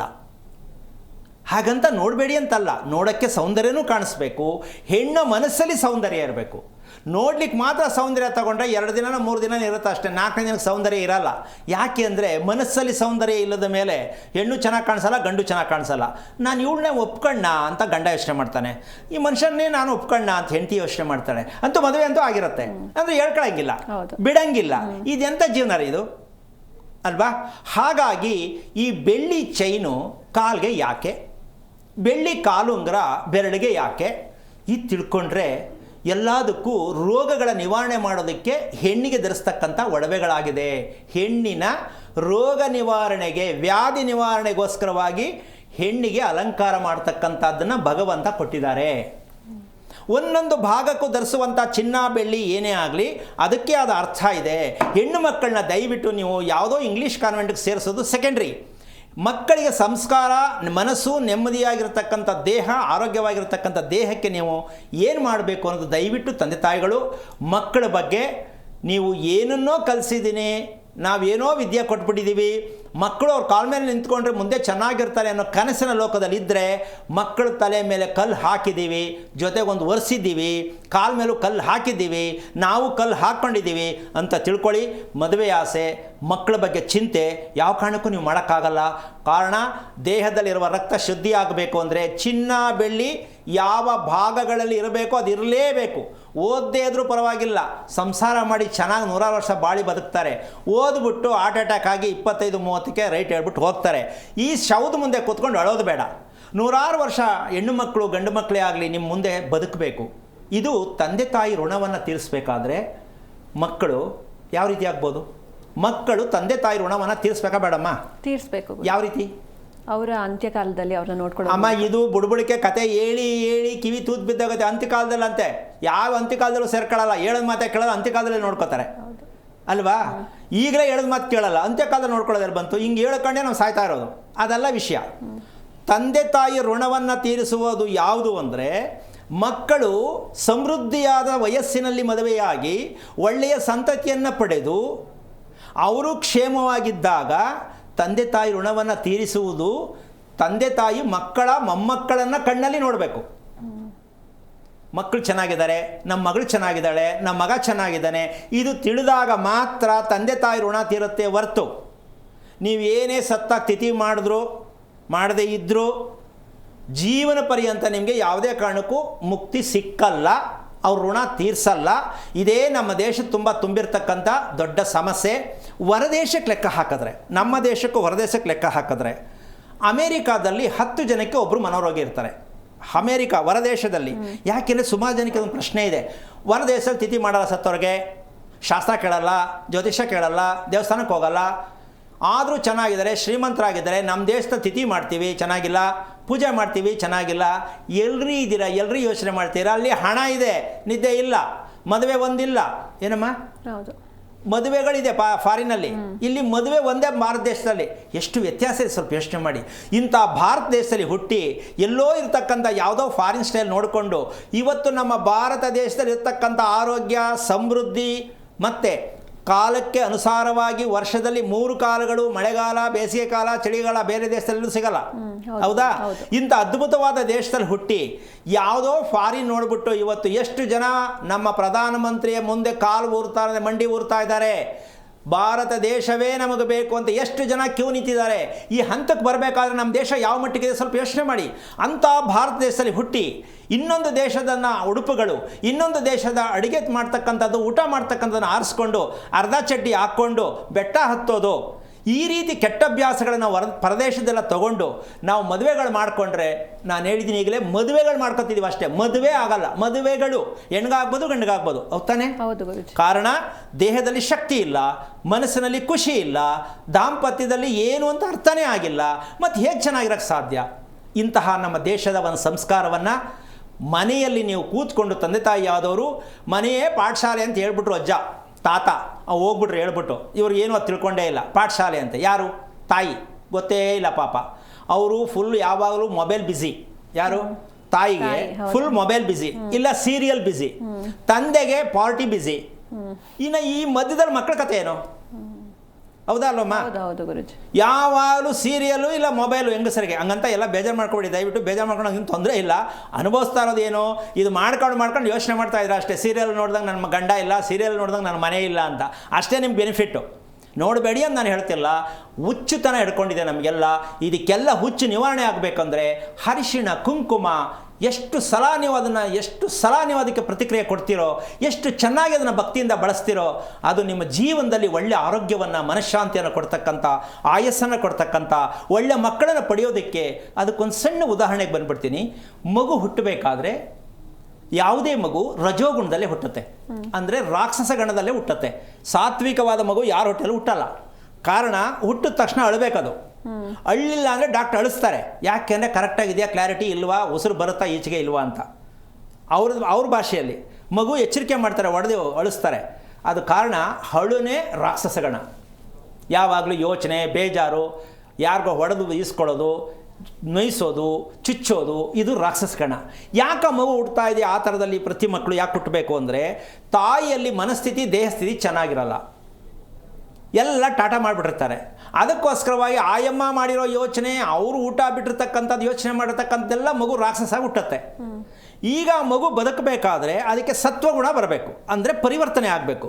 ರಜೋಗುಣದ ಮಗು ಬಂತು, ಅದನ್ನು ಸತ್ವಗುಣಕ್ಕೆ ತಂದರೆ ಆ ಮಗು ಒಳ್ಳೆ ಸಮಾಜದಲ್ಲಿ ಒಳ್ಳೆ ಮಗು ಆಗತ್ತೆ. ನಾವು ಸತ್ವಗುಣನೂ ಮಾಡಿಲ್ಲ, ತಮೋಗುಣಕ್ಕೂ ತಂದಿಲ್ಲ, ರಜೋಗುಣದ್ದೂ ಗೊತ್ತಾಗಿಲ್ಲ ಅಂದ ಮೇಲೆ ಮಕ್ಕಳನ್ನು ಸರಿ ಮಾಡ್ತೀನಿ ಅಂತ ಹೇಗೆ ಮಾಡೋಕ್ಕಾಗತ್ತೆ? ಈ 3 ಸತ್ಯವನ್ನು ಪ್ರತಿ ತಂದೆ ತಾಯಿಗಳು ತಿಳ್ಕೊಂಡ್ರೆ ಪ್ರತಿ ಮಗು ಹುಟ್ಟೋದು ರಜೋಗುಣದಲ್ಲೇ. ಪ್ರತಿ ಮನೆಯ ಭೂಮಿ ಕೂಡ ರಜೋಗುಣನೇ. ಇಲ್ಲಿ ಮನೆ ಕಟ್ಟೋ ಭೂಮಿನೂ ಕೂಡ ರಾಕ್ಷಸ ಭೂಮಿನೇ. ಪ್ರತಿಯೊಂದು ಭೂಮಿನೂ ರಾಕ್ಷಸ ಭೂಮಿಯಾಗಿರುತ್ತೆ. ಅದನ್ನು ನಾವು ತಪೋಭೂಮಿಯನ್ನಾಗಿ ಮಾಡಬೇಕು. ಅದಕ್ಕೆ ಜನ್ಮಭೂಮಿ ಅಂತಾರೆ. ಆ ಭೂಮಿನ ಏನು ಮಾಡಬೇಕು? ತಪೋಭೂಮಿ ಅಂದರೆ ತಪಸ್ಸು ಮಾಡ್ತಕ್ಕಂಥ ಜಾಗದಂಗೆ ಇರಬೇಕು. ಈ ರಾಕ್ಷಸ ಭೂಮಿಯಲ್ಲಿ ನಾವು ಮನೆ ಕಟ್ಟೋದು ಏನಕ್ಕೆ ಅಂದರೆ ನಾವು ಭೋಗವನ್ನು ಅನುಭವಿಸೋದಕ್ಕೆ. ಸೋಫಾ ಸೆಟ್ ಹಾಕೋಕ್ಕೆ 15 ಅಡಿ ಹಾಲಿರಬೇಕು. ಹೌದು ಗುರುಜಿ, ಈ ಬಗ್ಗೆ ಮಾತಾಡೋಣ. ಒಬ್ರು ಕಾಲರ್ ಇದ್ದಾರೆ ಬೆಂಗಳೂರಿನಿಂದ, ಸಂತೋಷ್ ಅಂತ. ನಮಸ್ತೆ. ನಮಸ್ತೆ. ಓಕೆ, ಸಂಪರ್ಕ ಕಡಿತ ಆಗಿದೆ, ಮುಂದುವರಿಸಿ ಗುರುಜಿ. ಈಗ ನಾವು ಮನೆ ಕಟ್ಟಬೇಕಾದ್ರೆ ಕನ್ಸಿಟ್ಕೊಂಡಿರ್ತೀವಿ, ಬೆಡ್ರೂಮ್ 3 ಇರಬೇಕು. ಈಗ ಯಾರನ್ನಾರು ಮನೆ ಕಟ್ಟಬೇಕು ಅಂತ ಕೇಳಿದ್ ಫಸ್ಟ್ ಅವ್ರು ಹೇಳೋದು, ನಾನು ಸುಮ್ಮನೆ ತಮಾಷೆ ಕೇಳ್ತೀನಿ, ನಿಮ್ಮ ಮೂಲಕ ಮನೆ ಕಟ್ಟಿಸ್ಬೇಕು ಅಂತ ನೀವು ಬಂದಿದ್ದೀರಾ, ನನ್ನ ಮೂಲಕ ಕಟ್ಟಿಸ್ಬೇಕು ಅಂತ ಬಂದಿದ್ದೀರಾ, ಏನೇನು ಅಕಾಮಿಡೇಷನ್ ಬರಬೇಕು ಅಂದರೆ ಇಷ್ಟುದ ಪಟ್ಟಿ ಹೇಳ್ತಾರೆ. ಆ ಥರ ಇರಬೇಕು, ಅಡುಗೆ ಮನೆ ಹೀಗಿರಬೇಕು, ಸಿಟೌಟ್ ಹಿಂಗಿರಬೇಕು ಅಂತ ಎಲ್ಲ ಕೇಳಿಸ್ಕೊಂಡ್ಮೇಲೆ ಈಗ ನನಗೆ ನಾವು ಕೇಳಿ ಫೀಸ್ ಕೊಡ್ತೀರಾ, ಹೇಳ್ತಿರೋದು ನೀವು, ನನಗೆ ದುಡ್ಡು ಯಾಕೆ ಕೊಟ್ರಿ? ಸರಿನಮ್ಮ ಇದು? ಪ್ಲ್ಯಾನ್ ಎಲ್ಲ ಅವರೇ ಹೇಳ್ಬಿಟ್ರು, ನನ್ನ ಹತ್ರ ಬಂದು ದುಡ್ಡು ಕೊಟ್ಬಿಟ್ಟು ಯಾಕೆ ಪ್ಲ್ಯಾನ್ ಹಾಕ್ಸ್ಕೋಬೇಕು? ಇದು ಈ ರೀತಿ ಆಗಿದೆ. ಆಮೇಲೆ ಇಂಜಿನಿಯರ್ ಮೇಲೆ ಹೇಳೋದು, ಅಥವಾ ನಾನು ಅವ್ರಂಗೆ ಒಪ್ಕೊಂಡ್ರೆ ನನ್ನ ಮೇಲೆ ಹೇಳೋದು. ನಾನು ಹೇಳ್ತೀನಿ ಅಂದರೆ ದುಡ್ಡು ನಿಮ್ಮದು, ಸೈಟು ನಿಮ್ಮದು, ಡೈರೆಕ್ಷನ್ ನಂದು. ನೀವು ಹೇಳ್ದಂಗೆ ಮನೆ ಕಟ್ಸಲ್ಲ, ನೀವು ಹೇಳಿದ ಟೈಮಲ್ಲಿ ತಾರಸಿ ಹಾಕ್ಸಲ್ಲ, ನೀವು ಹೇಳಿದ ಟೈಮಿಗೆ ಗೃಹಪ್ರವೇಶ ಮಾಡಿಸಲ್ಲ, ನೀವು ಹೇಳಿದ ಟೈಮಲ್ಲಿ ಗುದ್ದಿ ಪೂಜೆ ಮಾಡಿಸಲ್ಲ. ಟೋಟಲಿ ಎಲ್ಲ ನಮ್ಮ ಜವಾಬ್ದಾರಿ. ಮನೆ ಕಟ್ಟೋವರೆಗೂ, ಬೀಗದಕ್ಕೆ ಕೊಡೋವರೆಗೂ ಮನೆ ನಮ್ಮದು, ಪ್ರವೇಶ ಮಾಡಿ ಕೊಡೋದು ನಿಮ್ಮದು. ಆ ಕಂಡೀಷನ್ ಹಾಕಿದ್ರೆ ಕೂತ್ಕೊಳ್ಳಿ. ನೀವು ನಮ್ಮ ಚಿಕ್ಕಪ್ಪ ಹಂಗೆ ಹೇಳ್ದ, ನಮ್ಮ ತಂಗಿ ಹಿಂಗೆ ಹೇಳಿದ್ಲು, ನಮ್ಮ ಸೋದರಮ್ಮ ಹೆಂಗೆ ಹೇಳ್ದ, ಇನ್ನೂ ಸ್ವಲ್ಪ ಎಳ್ಕೊಳ್ಳಿ ಅಂದರು ಅಂದರೆ ನಮ್ಮ ಹತ್ರ ಬರೋಂಗಿಲ್ಲ, ಫೋನ್ ಮಾಡೋಂಗಿಲ್ಲ. ಇನ್ನು ಈ ರೀತಿ ಕಂಡೀಷನ್ ಮಾಡ್ತೀನಿ ನಾನು, ಹೌದಲ್ವಾ? ಯಾವ್ದಾರು ಒಂದು ಸೈಡ್ ಬನ್ನಿ, ಇಲ್ಲ ನಿಮ್ಮ ಇಷ್ಟ ಬಂದು ಕಟ್ಕೊಳ್ಳಿ, ನಮಗೆ ದುಡ್ಡು ಕೊಡಬೇಡಿ, ಇಲ್ಲ ನಮಗೆ ದುಡ್ಡು ಕೊಟ್ಟು ಏನು ನಾವು ಹೇಳ್ದನ್ನು ಕೇಳಿ. ಎಲ್ಲಿವರೆಗೂ? ಜವಾಬ್ದಾರಿ ತಗೊಂಡು ಒಂದು ಮನೆಯನ್ನು ಕಟ್ಟಿಸಿ ನಿಮಗೆ ಅನುಕೂಲವಾದ ರೀತಿಯಲ್ಲಿ ಮನೆಯನ್ನು ಕಟ್ಟಲಿಕ್ಕಿಲ್ಲ. ಶಾಸ್ತ್ರಾಧಾರಿತವಾದ ಮನೆಯನ್ನು ಕಟ್ಟೋದು. ನೀವು ಕೇಳ್ದಂಗೆ ರೂಮ್ ಹಿಂಗಿರಬೇಕು, ಸಜ್ಜ ಇಲ್ಲಿರಬೇಕು, ವಾರ್ಡ್ರೋಬ್ ಹಿಂಗಿರಬೇಕು, ಅವೆಲ್ಲ ನಡೆಯೋದೇ ಇಲ್ಲ. ನೀವು ಅನ್ಕೋಬೋದು, ಇದೇನಪ್ಪ ನಮ್ಮ ದುಡ್ಡು ಕೊಟ್ಬಿಟ್ಟು ಇವ್ರು ಹೇಳ್ದಂಗೆ ಕೇಳಬೇಕಾ ಅಂದರೆ, ಡಾಕ್ಟ್ರ್ ಹೇಳ್ದಂಗೆ ಕೇಳಲಿಲ್ಲ ಅಂದರೆ, ಮಾತ್ರೆ ನುಂಗ್ಲಿಲ್ಲ ಅಂದರೆ ತೊಂದರೆ ಯಾರಿಗಾಗೋದು? ರೋಗಿಗೆ ಆಗೋದು ಅಷ್ಟೇ. ಹಾಗೆ ನಂಬಿಕೆ ಬರಬೇಕು. ಮನೆ ಕಟ್ಟೋದು ಅಂದ್ರೆ ಅಷ್ಟು ಸುಲಭ ಅಲ್ಲ, ಎಷ್ಟೋ ಜನ್ಮದ ಪುಣ್ಯ ಬೇಕು. ಆ ರೀತಿ ನಿಮಗೆ ಮಾಹಿತಿ ಕೊಡೋದು ಸಿಕ್ಕಬೇಕಾದ್ರೆ ಅವ್ರು ಎಷ್ಟೋ ಜನ ನೀವು ಪುಣ್ಯ ಮಾಡಿರಬೇಕು. ಸಿಕ್ಕದನ್ನು ಬಳಸ್ಕೊಳ್ಳದೆ ಎಷ್ಟೋ ಜನ ಬಂದು ವಾಪಸ್ ಹೋಗಿರೋ ನಮ್ಮ ಹತ್ರ ಇದ್ದಾರೆ. ಆಮೇಲೆ ಇಷ್ಟು ದುಡ್ಡು ಇವ್ರು ಕೊಡಬೇಕಂತ ಅವರೇ ಅರ್ಧ ಮಾಡ್ಕೊಂಡು ಕಟ್ಕೊಂಡು ಮತ್ತೆ ನಮ್ಮ ಹತ್ರ ಬಂದು ಕಾಲಿಗೆ ಬಿದ್ದಿದ್ದಾರೆ. 10 ಲಕ್ಷಕ್ಕೆ 20 ಲಕ್ಷ ಕೊಡೋ ಬದ್ದಿ ಈ ಥರದೆಲ್ಲ ವಿಚಾರಗಳು, ವೈಪರೀತ್ಯಗಳು ನಮ್ಮ ಮನಸ್ಸಲ್ಲಿ ತುಂಬ ಕಾಡ್ತಾ ಇದೆ. ಯಾಕೆ ಅಂದರೆ ಇವ್ರು ಹೇಳ್ದಂಗೆ ಆಗ್ಬಿಡುತ್ತಾ, ಇವ್ರು ಹೇಳ್ದೆಲ್ಲ ಕೇಳಬೇಕಾ? ಸೊ ಈ ಥರ ಪ್ರತಿಷ್ಠೆ ವಿಚಾರಗಳು. ಅದಕ್ಕೋಸ್ಕರವಾಗಿ ಯಾವಾಗಲೂ ನಾವು ಎಷ್ಟೇ ಬುದ್ಧಿವಂತರು, ವಿದ್ಯಾವಂತರು ಆಗಿದ್ದರೂ ಒಬ್ಬರ ಹತ್ರ ಕೇಳೋದನ್ನು ಚೆನ್ನಾಗಿ ಕೇಳಿಸ್ಕೋಬೇಕು. ಅವ್ರು ಹೇಳೋದನ್ನು ಕೇಳಿಸ್ಕೊಂಡು ಅರ್ಥ ಮಾಡ್ಕೊಂಡು ಮದುವೆ ಮಾಡ್ಕೊಳ್ಳಿ, ಅರ್ಥ ಮಾಡ್ಕೊಂಡು ಮನೆ ಕಟ್ಟಿ. ಇವೆರಡು ಮಾಡಿದ್ರೆ ಒಳ್ಳೆ ಮಗುನೂ ಪಡ್ಕೋಬೋದು. ಯಾಕೆ ಅಂದರೆ ಮಗು ಈ ಸಬ್ಜೆಕ್ಟಲ್ಲಿ ಸೇರ್ಕೊಳ್ಳಲ್ಲ. ನಿಮ್ಮ ಒಂದು ಪರಿವರ್ತನೆ, ನಿಮ್ಮ ವಂಶದಲ್ಲಿ ಆಗಿರ್ತಕ್ಕಂಥ ಸಮಸ್ಯೆಗಳು, ಇದರಿಂದ ಹೊರಗೆ ಬರೋದಕ್ಕೆ ನೀವು ಮನೆ ಕಟ್ಟಬೇಕು. ಮನೆ ಕಟ್ಟೋ ಉದ್ದೇಶ ಏನು ಅಂದರೆ ನಿಮ್ಮ ಕರ್ಮಗಳ ರಹಸ್ಯಗಳು ಬೇಕಾದಷ್ಟು ಇರ್ಬೋದು, ಎಷ್ಟೋ ಜನ್ಮದ ಕರ್ಮಗಳಿರ್ಬೋದು, ಅದನ್ನು ನಿವಾರಣೆ ಮಾಡೋಕ್ಕೆ ಮನೆ ಕಟ್ಟಬೇಕು. ಆದರೆ ಅಷ್ಟು ಸುಲಭವಾಗಿ ಮನೆ ಕಟ್ಟಲಿಕ್ಕೆ ಬಿಡಲ್ಲ. ಅದು ಆತಂಕ ಬರುತ್ತೆ, ಅರ್ಧಕ್ಕೆ ನಿಂತೋಗುತ್ತೆ, ಅಥವಾ ಯಾರೋ ಹೋಗಿಬಿಡ್ತಾರೆ, ಅಥವಾ ಕೆಲಸ ಚೇಂಜ್ ಆಗ್ತಾನೆ. ಇವೆಲ್ಲವೂ ಕೂಡ ನೀವು ತಿಳಿದೇ ಮನೆ ಕೈ ಹಾಕಿದಿರಲ್ಲ. ಅದಕ್ಕೆ ಪ್ರತಿಯೊಬ್ಬರು ಮನೆ ಕಟ್ಟಬೇಕಾದ್ರೆ ನಾವು ಮಾಡಬೇಕಾಗಿರ್ತಕ್ಕಂಥ ವಿಚಾರ ಇಷ್ಟೇ. ಒಂದು ಸಣ್ಣ ಉದಾಹರಣೆ ಕೊಡ್ತೀನಮ್ಮ. ಈಗ ಯಾವುದೇ ವೆಹಿಕಲ್ಗೆ ಚಕ್ರ ಯಾವ ಆಕಾರದಲ್ಲಿರುತ್ತೆ? ರೌಂಡ್ ಆಗಿರುತ್ತೆ, ಹೌದಾ? ಚಕ್ರ ರೌಂಡ್ ಆಗಿರುತ್ತೆ, ವೃತ್ತಾಕಾರವಾಗಿರುತ್ತೆ. ಈಗ ನಾವು ಭೂಮಿ ಸುತ್ತುತ್ತಾ ಇದೆ ಅಂತ ನಾವು ಒಪ್ಕೊಂಡಿದ್ದೀವಿ, ಓದಿದ್ದೀವಿ, ಹೌದಾ? ಭೂಮಿ ಸುತ್ತುತ್ತೆ, ಸತ್ಯ ತಾನೇ? ಹೌದು ಭೂಮಿ ಸುತ್ತಬೇಕಾದ್ರೆ ಅದು ವೃತ್ತಾಕಾರವಾಗಿದೆ ಅಂತ ಒಪ್ಕೋಬೇಕಾ ಬೇಡವಾ? ಹೌದು ಗುರುಜಿ. ಹಾಗಿದ್ದ ಮೇಲೆ ನೀವು ಭೂಮಿಯನ್ನು ವೃತ್ತಾಕಾರವಾಗಿ ನೀವು ಸುತ್ತುವ ಭೂಮಿಯನ್ನು ನೀವು ಮನೆಯನ್ನು ವೃತ್ತಾಕಾರವಾಗಿ ಕಟ್ಟುತ್ತಿದ್ದೀರಾ. ಬುದ್ಧಿವಂತರುಗಳಿರ ಕೇಳಿಸ್ಕೊಳ್ಳಿ. ಒಂದು ಹೆಚ್ಚು ಒಂದು ಕಮ್ಮಿ, ಇದು ಚಕ್ರ ಆಯ್ತೇನಮ್ಮ? ಇಲ್ಲ ಗುರುಜಿ. 20 ಹಿಂಗೆ ಸ್ವಾಮಿ, 30 ಹಿಂಗೆ ಸ್ವಾಮಿ, ಹೆಂಗಾಗತ್ತೆ ಚಕ್ರ? ಅಮ್ಮ ಭಾರತ ದೇಶದಲ್ಲಿ 99 ಭಾಗ, ಭಾರತ ಒಂದೇ ಅಲ್ಲ ಇರೋದ್ರಲ್ಲಿ ಚೈನಾ ಒಬ್ಬರು ನಮ್ಮ ಭಾರತ ದೇಶದ ಕಾಪಿ ಮಾಡಿ ಅಷ್ಟೋ ಶ್ರೀಮಂತರಾಗಿದ್ದಾರೆ. ಚೈನಾ ದೇಶ ನಮ್ಮ ಭಾರತೀಯ ಸಂಸ್ಕಾರಗಳನ್ನ ಕದ್ದಿದ್ದಾರೆ, ಅದು ನಮ್ಮವರು ದುಡ್ಡುಗೋಸ್ಕರ ಕೊಟ್ಟಿದ್ದಾರೆ. ಆದರೆ ನಮ್ಮ ಭಾರತ ದೇಶದಲ್ಲಿ ಮನೆ ಕಟ್ಟೋ ವಿಧಾನ ಇನ್ನೂವರೆಗೂ ಭೂಮಿ ಹೆಂಗೈತೆ, ಚಪ್ಪಟೆಯಾಗೈತೆ, ಮೂಲೆ ಇದೆಯಾ, ಹಿಂಗೆ ವಾದ ಮಾಡ್ಕೊಂಡು ತರ್ಕ ಮಾಡ್ಕೊಂಡು ಜಗಳ ಮಾಡ್ಕೊಂಡು ಸಾಯ್ತಾ ಇದ್ದೀವಿ ಹೊರ್ತು ಇದ್ರ ಸತ್ಯ ತಿಳ್ಕೊಂಡು ಕರೆಕ್ಟ್ ಮಾಹಿತಿ ತೊಗೊಂಡು ಮನೆ ಕಟ್ಟಿ ನೆಮ್ಮದಿಯಾಗಿರಬೇಕು ಅನ್ನೋ ಸತ್ಯ ಇನ್ನೂ ಗೊತ್ತಾಗಿಲ್ಲ. ಕಾರಣ ನಾನು ನಿನ್ನೆ ಒಬ್ಬರಿಗೆ ಎಕ್ಸ್ಪ್ಲೈನ್ ಮಾಡಿ ಹೇಳಿದೆ, 18 ಅಡಿ 5 ಇಂಚು ಅಂತಾರೆ ರೇ, 18 ಅಡಿಗೆ ಎಷ್ಟು ಅಡಿ ಆಯ್ತು ರೀ ಅಂತ ಗೊತ್ತಿಲ್ಲ ಅವರಿಗೆ. ಪುರೋಹಿತರು ಹೇಳಿದ್ರಂತೆ, ಅವ್ರು ಕಟ್ಟಿದ್ರಂತೆ. ಸೊ ಈ ರೀತಿಯಾಗಿ ತದ್ವಿರುದ್ಧವಾದ ಜೀವನ ಬೇಕಾ? ಸ್ವಲ್ಪ ಪ್ರತಿಯೊಬ್ಬರು ಯೋಚನೆ ಮಾಡಿ. ಅದಕ್ಕೋಸ್ಕರವಾಗಿ ಒಬ್ರು ಕಾಲರ್ ಇದ್ದಾರೆ, ಹುಬ್ಳಿಯಿಂದ ಹೊಳೆಯಪ್ಪ ಅಂತ ಮಾತಾಡ್ಸ್ಬಿಡೋಣ. ನಮಸ್ತೆ. ನಮಸ್ತೆ. ಓಕೆ, ಕಾಲ್ ಕಟ್ ಆಗಿದೆ, ಮುಂದುವರಿಸಿ ಗುರುಜಿ. ಈಗ ವಿಚಾರಕ್ಕೆ ಬರೋದೇ ಆದರೆ ಈ ಮನೆಯನ್ನು ಈ ಮಧ್ಯದಲ್ಲಿ ಏನಕ್ಕೆ ತಗೊಂಡೆ ಅಂದರೆ, ಹಣೆಗೆ ಕುಂಕುಮ ಇಡ್ತಕ್ಕಂಥದ್ದು ಕೂಡ ಅದರ ಸಂಕೇತವೇ. ಹಣೆಗೆ ಕೆಂಪು ಕುಂಕುಮನ ಇಡ್ತಕ್ಕಂಥದ್ದು ಭೂಮಿಯ ಸಂಕೇತನೇ. ಅದಕ್ಕೇನು ಹೇಳುತ್ತೆ ಅಂದರೆ, ಗಂಡನಿಗೆ ಬೆಳಿಗ್ಗೆ ಎದ್ದು ಶುಭ ಆಗಬೇಕು, ಗಂಡನಿಗೆ ಎಲ್ಲ ಹಿಡಿದು ಕೆಲಸ ಸಕ್ಸಸ್ ಆಗಬೇಕು ಅಂತ ಎಷ್ಟೋ ಹೆಂಗಸರುಗಳು ಶಾಸ್ತ್ರ ಕೇಳೋದು, ದೇವ್ರ ಹತ್ರ ಹೋಗೋದು ಮಾಡ್ತಾರೆ. ಗಂಡನಿಗೆ ಶುಭ ಆಗಬೇಕು ಪ್ರತಿದಿನ ಅಂದರೆ ಏನು ಮಾಡಬೇಕು? ಹೆಣ್ಣು. ಈ ಪ್ರಶ್ನೆ ಗೊತ್ತಿಲ್ಲ. ಹೆಣ್ಣಿನ ಹಣೆಯಲ್ಲಿರ್ತಕ್ಕಂಥ ಕುಂಕುಮ, ಕೆನ್ನೆಯಲ್ಲಿರ್ತಕ್ಕಂಥ ಅರಿಶಿಣ, ಈ ಮುತ್ತೈದೆ ಅದು ಮಿಕ್ಕದ ಲೆಕ್ಕಾಚಾರಕ್ಕೆಲ್ಲ. ನೋಡಿ ಈಗ ಎಷ್ಟು ಚೆನ್ನಾಗದೆ, ಮೇಲ್ಗಡೆ ಕುಂಕುಮಕ್ಕೆಲ್ಲ ಸೈಡಲ್ಲಿರೋ ಮೇಕಪ್ಪೇ ಜಾಸ್ತಿ ಆಗಿದೆ. ಡಿಸೈನ್ ಇದನ್ನು ಅಲ್ಲ ಇರಲಿ, ಕಾಲಕ್ಕೆ ಬೇಕಿದೆಲ್ಲ. ಆದರೆ ನಾ ಹೇಳ್ತಿರ್ತಕ್ಕಂಥ ವಿಷಯ, ಹೆಣ್ಣಿನ ಹಣೆಯಲ್ಲಿರ್ತಕ್ಕಂಥ ಕುಂಕುಮ ಮತ್ತು ಕಾಡಿಗೆ. ಆ ಕಾಡಿಗೆ ನಿಜಕ್ಕೂ ಹೇಳ್ತೀನಿ, ಇಲ್ಲಿ ಯಾತಕ್ಕೆ ಕಾಡಿಗೆ ಹಚ್ಕೋಬೇಕು ಅಂತಕ್ಕಂಥ ನಮಗಿನ್ನೂ ಅರ್ಥ ಆಗಿಲ್ಲ. ಇದು ತಾವರೆಯ ಹೂವಿನ ರೀತಿಯಲ್ಲಿ ಎಷ್ಟೋ ಸಾಂಗ್ಗಳು ಬರೆದಿದ್ದಾರೆ, ಹೌದಾ? ಕಣ್ಣು ತಾವರೆಯ ರೀತಿಯಲ್ಲಿ ಇರಬೇಕು ಅಂತ, ಆಗಲೇ ಹೆಣ್ಣಿಗೆ ಆಕರ್ಷಣೆ ಬರೋದು. ಮತ್ತು ಹೆಣ್ಣು ನೋಡಿಕೊಂಡ್ರು ನಾನು ಎಷ್ಟು ಚೆನ್ನಾಗಿದ್ದೀನಿ ಅಂತ ಖುಷಿ ಬರುತ್ತೆ. ಇದೇ ಕಣಮ ಹೆಲ್ತು. ನಾವು ಕಣ್ಕಪ್ಪು ಹಾಕೊಂಡ್ರೆ ಹೆಂಗೆ ಶೇಪ್ ಬರ್ತದೆ, ಕಣ್ಕಪ್ಪು ಹಾಕೊಂಡ್ರೆ ಅದು ಬರ್ತದೆ, ಕತೆ ಹೇಳ್ತೀವಿ ಹೊರತು ಕಣ್ಣು ಕಪ್ಪು ಕಾಡಿಗೆ ಹಾಕೊಳ್ತಕ್ಕಂಥ ಅದು ಬೇರೆ. ಈಗ ಪೆನ್ಸಿಲೇನು ಇನ್ನು ಮುಗಿದೈತಲ್ಲ ಕತೆ. ಯಾಕೆ ಅಂದರೆ ಅಲ್ಲ ಹಾಕೋಬೇಡಿ ಅಂತ ಅಲ್ಲ, ವಿಚಾರ ಯಾವ ಮಟ್ಟಕ್ಕೆ ಬಂದಿದ್ದೀವಿ ನಾವು ಪೆನ್ಸಿಲಲ್ಲಿ ಬರ್ಕೊಂಡು ನಮ್ಮ ಮನೆ ಬರ ನಾವೇ ಬರ್ಕೋತಾ ಇರೋದು ಅಂತ ಇನ್ನೂ ಗೊತ್ತಾಗಿಲ್ಲ. ಯಾಕೆ ಅಂದರೆ ಪ್ಲಾಸ್ಟಿಕ್ ಹೂವು ಮುಡ್ಕೋತಾರೆ, ಎಲ್ಲರೂ ಮುಡ್ಕೊಳ್ಳಲ್ಲ, ಕೆಲವರು ದೇವರಿಗೆ ಪ್ಲಾಸ್ಟಿಕ್ ಹೂವು ಹಾಕ್ತಾರೆ, ಹೌದಾ? ಇನ್ನು ಇವ್ರಿಗೆ ಒಳ್ಳೇದಾಗ್ಬಿಡ್ಬೇಕು, ದೇವ್ರು ಸ್ಯಾಂಕ್ಷನ್ ಮಾಡಬೇಕು, ಪ್ಲಾಸ್ಟಿಕ್ ಹೂವು ಹಾಕೋರಲ್ಲ, ತೆಗಿಯೋಂಗಿಲ್ಲ, ಮಾಡೋಂಗಿಲ್ಲ. ಯಾರು ಪ್ಲಾಸ್ಟಿಕ್ ಹೂವನ್ನು ಬಳಸ್ತಾರೋ ಅವ್ರಿಗೆ ಚರ್ಮ ರೋಗ ಪ್ರಾಪ್ತಿ. ಯಾವ ಕಾರಣಕ್ಕೂ ಪ್ಲಾಸ್ಟಿಕ್ ಹೂವುಗಳನ್ನು ದೇವರಿಗೆ ಸಂಬಂಧಪಟ್ಟಂಗೆ ಬಳಸಿದ್ರೆ ಮಾಡಿದವ್ರಿಗೆ ಎಲ್ರಿಗೂ ಕೂಡ ಚರ್ಮ ರೋಗ ಬರುತ್ತೆ. ಪೂಜೆ ಮಾಡ್ತಾರೆ, ಗಂಟೆ ಅಳ್ಳಾಡಿಸ್ತಾರೆ, ಮಂತ್ರ ಹೇಳ್ತಾರೆ, ಅಷ್ಟೇ. ಯಾವ ಹೂವು ಹಾಕಿದ್ಯಾ ನನ್ನಂತನ ಎಲ್ಲ ತೆಗೆದು ಬಿಸಾಕೊಂತೀನಿ. ಯಾವ ಧರ್ಮದಲ್ಲಿ ಇದೆಲ್ಲ ಹಾಕೋದು? ಹೌದಲ್ವಾ? ದೇವರಿಗೆ ಸುವಾಸನೆ ಬರೀತದ ಹೂ ತೊಗೊಂಬನ್ರಿ, ಹೂ ತೊಗೊಬಂದು ಪರಿಮಳ ಬರ್ತಕ್ಕಂಥ ಗಂಧದ ಕಡ್ಡಿ ತೊಗೊಂಬನ್ನಿ, ಒಳ್ಳೆ ಕರ್ಪೂರ ಸಾಂಬ್ರಾಣಿ ತೊಗೊಂಬನ್ನಿ. ಅದು ಬಿಟ್ಬಿಟ್ಟು ಅಲಂಕಾರ ಶೋ ಮಾಡಿಬಿಟ್ಟು ಎಲ್ಲರೂ ಕದ್ಬಿಟ್ಟು ಕೈ ತಪ್ಪಲೆ ಹೊಡೆದ್ಬಿಟ್ಟು ಚಾಕ್ಲೇಟ್ ಹಂಚ್ಬಿಟ್ಟು ಏನು ಅರ್ಥ ಇದೆ ಇದರಲ್ಲಿ? ನಾವು ಹಂಗೆ ತಾನೇ ಮಾಡ್ತಾ ಇರೋದು. ದೇವರು ಫ್ರೆಂಡ್ ಮಾಡ್ಕೊಂಡ್ಬಿಟ್ಟಿದ್ದೀವಿ ನಾವು. ಇವ್ರು ಕಳ್ದಂಗೆ ಬಂದ್ಬಿಡ್ಬೇಕು, ದೇವರು ಇವ್ರು ಹೇಳ್ದಂಗೆ ಕೇಳಿದ್ರೆ ಈಸ್ಕೊಂಡು ಹೋಗ್ಬಿಡ್ಬೇಕು. ಎಂಥ ಮಟ್ಟಕ್ಕೆ ತಂದು ನಿಲ್ಸಿದ್ವಿ ಲೆಕ್ಕ ಹಾಕೊಳ್ಳಮ್ಮ. ನಾವು ಭಾರತೀಯರ ನಿಜಕ್ಕೂ ತುಂಬ ಕೆಲವು ನೋಡೋದು ನನಗೆ ತುಂಬ ಬೇಜಾರಾಗುತ್ತೆ. ಏನು ಇವರೆಲ್ಲ ಯಾವತ್ತು ಕಲ್ತ್ಕೋತಾರೆ ಇವೆಲ್ಲ? ದೇವ್ರನ್ನ ನಾವು ಸೇಫ್ಟಿ ಗಾರ್ಡ್ ಮಾಡ್ಕೊಂಡ್ಬಿಟ್ಟಿದ್ದೀವಿ ಕಾಯ್ಕೊಂಡಿರೋಕ್ಕೆ. ಏನು ಹೇಳ್ತೀಯಮ್ಮ? ನಿಜವಾಗ್ಲೂ ಎಂಥ ಶಾಪ್ದಲ್ಲಿ ಸಿಕ್ಕಾಕೋತೀವಿ ಅಂದರೆ, ಮನೆ ಮುಂದೆ ಯಾವುದೋ ಸರಿ ಇಲ್ಲ ರೋಡು ಅಂದರೆ ಅಲ್ಲೊಂದು ಗಣಪತಿ ಅಂಟಿಸ್ತಾರೆ. ಅಲ್ಲಿ ಯೂರಿನ್ ಪಾಸಿನ ಮಾಡ್ತಾ ಇದ್ದೆ, ಅಲ್ಲಿಗೂ ತೊಗೊಂಡು ಅಂಟಿಸ್ಬಿಡ್ತಾರೆ, ಅದ್ರ ಮೇಲೆ ಮಾಡ್ತಾರೆ. ಇಂಥ ಕಿತ್ತೋ ಜನ ದೇವ್ರನ್ನ ಏನು ಅಂದ್ಕೊಂಡಿದ್ದೀವಿ ನಾವು? ಸಿಕ್ಕದಾಗೆಲ್ಲ ಬಳಸಂಗಿಲ್ಲ, ಸಿಕ್ಕದ ಕಡೆ ಎಲ್ಲ ದೇವ್ರು ಇಡಂಗಿಲ್ಲ, ಸಿಕ್ಕದ ಕಡೆಯಲ್ಲೆಲ್ಲ ಮಂತ್ರ ಹೇಳಿ ಪೂಜೆ ಮಾಡೋಂಗಿಲ್ಲ. ಅದಕ್ಕೆ ಅದೊಂದು ನಿಬಂಧನೆ ಇದೆ. ಹಾಗೆ ಹೆಣ್ಣು ಅಂದರೆ ಏನು ಅಂದರೆ ಇವತ್ತು ತಿಳ್ಕೊಂಡಿರೋದು, ಈ ಮಾತು ಹೇಳೋಂಗಿಲ್ಲ ಆದರೂ ಹೇಳ್ತಾ ಇದ್ದೀನಿ. ಹೆಣ್ಣು ಅಂದರೆ ಯಾವುದು ಅಂದರೆ ಭೋಗದ ವಸ್ತು. That's all, very simple. ಏನಮ್ಮ? ಅದಷ್ಟು ಬಿಟ್ಟು ಹೆಣ್ಣಿಗೆ ಇನ್ನೇನು ಪ್ರಾಧಾನ್ಯತೆ ಕೊಟ್ಟಿಲ್ಲ ನಮ್ಮ ದೇಶದಲ್ಲಿ. ಇದು ಆಗಬಾರ್ದು. ಹೆಣ್ಣು ಅಂದರೆ ಭೋಗದ ವಸ್ತು ಅಷ್ಟೇ. ನಾವು ಹೇಳ್ದಂಗೆ ಕೇಳ್ಕೊಂಡು ಬಿದ್ದಿರಬೇಕು. ಈ ಒಂದು ಶಾಪ ನಮ್ಮ ದೇಶದಲ್ಲಿ ಯಾವ ಹೆಣ್ಣುಮಕ್ಕಳು ಚೆನ್ನಾಗಿಲ್ಲ. ಅದಕ್ಕೆ ಮನೆಗಳು ಯಾವುದು ನೆಮ್ಮದಿಯಾಗಿಲ್ಲ. ಹೆಣ್ಣು ಶಾಪದಲ್ಲಿ ಮಲಗಬಾರ್ದು, ಕಣ್ಣೀರಾಕಿ ಮಲಗಬಾರ್ದು. ಈ ಸತ್ಯ ತಂದೆ ತಾಯಿಗಳು ಅರ್ಥ ಮಾಡ್ಕೋಬೇಕು. ಮಕ್ಕಳಿಗೆ ಓದ್ಸಕ್ಕೆ ಕಳಿಸ್ಬಿಟ್ಟಿದ್ದೀನಿ, ಕೆಲಸ ಕೊಡಿಸಿದ್ದೀನಿ ಅನ್ನೋ ಒಂದು ಬೇಜವಾಬ್ದಾರಿಯಿಂದ ಮಕ್ಕಳನ್ನು ಮದುವೆಗಳು ಮಾಡೋದು ಮುಖ್ಯ ಅಲ್ಲ. ಹೆಣ್ಣನ್ನು ರಿಪೇರಿ ಮಾಡಿ ಮೊದಲು. ಏನು ಅಂದರೆ ಕಾಲುಂಗುರ ಹಾಕ್ಕೊಳ್ಳೋದ್ರಿಂದ ಏನು ಉಪಯೋಗ ಆಗುತ್ತೆ ಅಂತಕ್ಕಂಥ ಸತ್ಯವನ್ನು ತಿಳಿಸ್ಬೇಕು. ಕಾಲು ಚೈನ್ ಹಾಕೋದ್ರಿಂದ ಹೆಣ್ಣಿಗೆ ಏನೆಲ್ಲ ಬರುತ್ತೆ ಅಂತ ತಿಳ್ಕೊಬೇಕು. ಇದ್ರಕ್ಕೆಲ್ಲ ಮುಖ್ಯವಾಗಿ ತಂಪಾಗಿ ಹೆಣ್ಣಿರಬೇಕು ಅಂದರೆ ಯಾವ್ದು ಮುಖ್ಯನಮ್ಮ? ಬೆಳ್ಳಿ ತಟ್ಟೆಯಲ್ಲಿ ಯಾವ ಹೆಣ್ಣು ಊಟ ಮಾಡ್ತಾಳೋ ಅವಳಂಥ ಶ್ರೀಮಂತೆ, ಅವಳಷ್ಟು ಆರೋಗ್ಯವಂತೆ ಪ್ರಪಂಚದಲ್ಲಿ ಯಾರೂ ಇಲ್ಲ.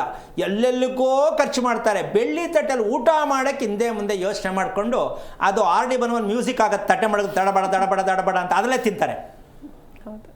ಯಾಕೆಂದರೆ ಸೌದೋಗಿರ್ತಾರಮ್ಮ ಎತ್ತಾಕಿ ಅದರಲ್ಲೇ ಅನ್ನ ಹಾಕೊಂಡು ತಿನ್ಬಿಡೋದು, ಇಲ್ಲ ಎಡಗಡೆ ಹಿಡ್ಕೊಂಡು ತಿನ್ಬಿಡೋದು ಅಲ್ವಾ? ಈಗ ಅದು ದರಿದ್ರ ಲಕ್ಷಣ ಬರಲ್ಲ. ಬೆಳ್ಳಿ ತಟ್ಟೆಯಲ್ಲೇ ಹೆಣ್ಣು ಊಟ ಮಾಡಬೇಕು. ಗಂಡ ಹೆಂಡತಿ ಇಬ್ಬರು ಬೆಳ್ಳಿ ತಟ್ಟೆಯಲ್ಲೇ ಊಟ ಮಾಡಬೇಕು. ಅಯ್ಯೋ ಎಲ್ಲಿಂದ ತರೋಣ, ನಾವು ಎಲ್ಲಿಂದ ತರೋಣ ಅಂದರೆ ಸಾಲ ಮಾಡಿಬಿಟ್ಟು ಸಿನಿಮಾಕ್ಕೆ ಹೋಗ್ತಾರೆ ಸಾವಿರಗಟ್ಟಲೆ. ಬೆಳ್ಳಿ ತಟ್ಟೆ ತರಕ್ಕೆ ದುಡ್ಡೆಲ್ಲಿಂದ ತರೋಣ ಅಂದರೆ ಏನು ಮಾಡೋಣ?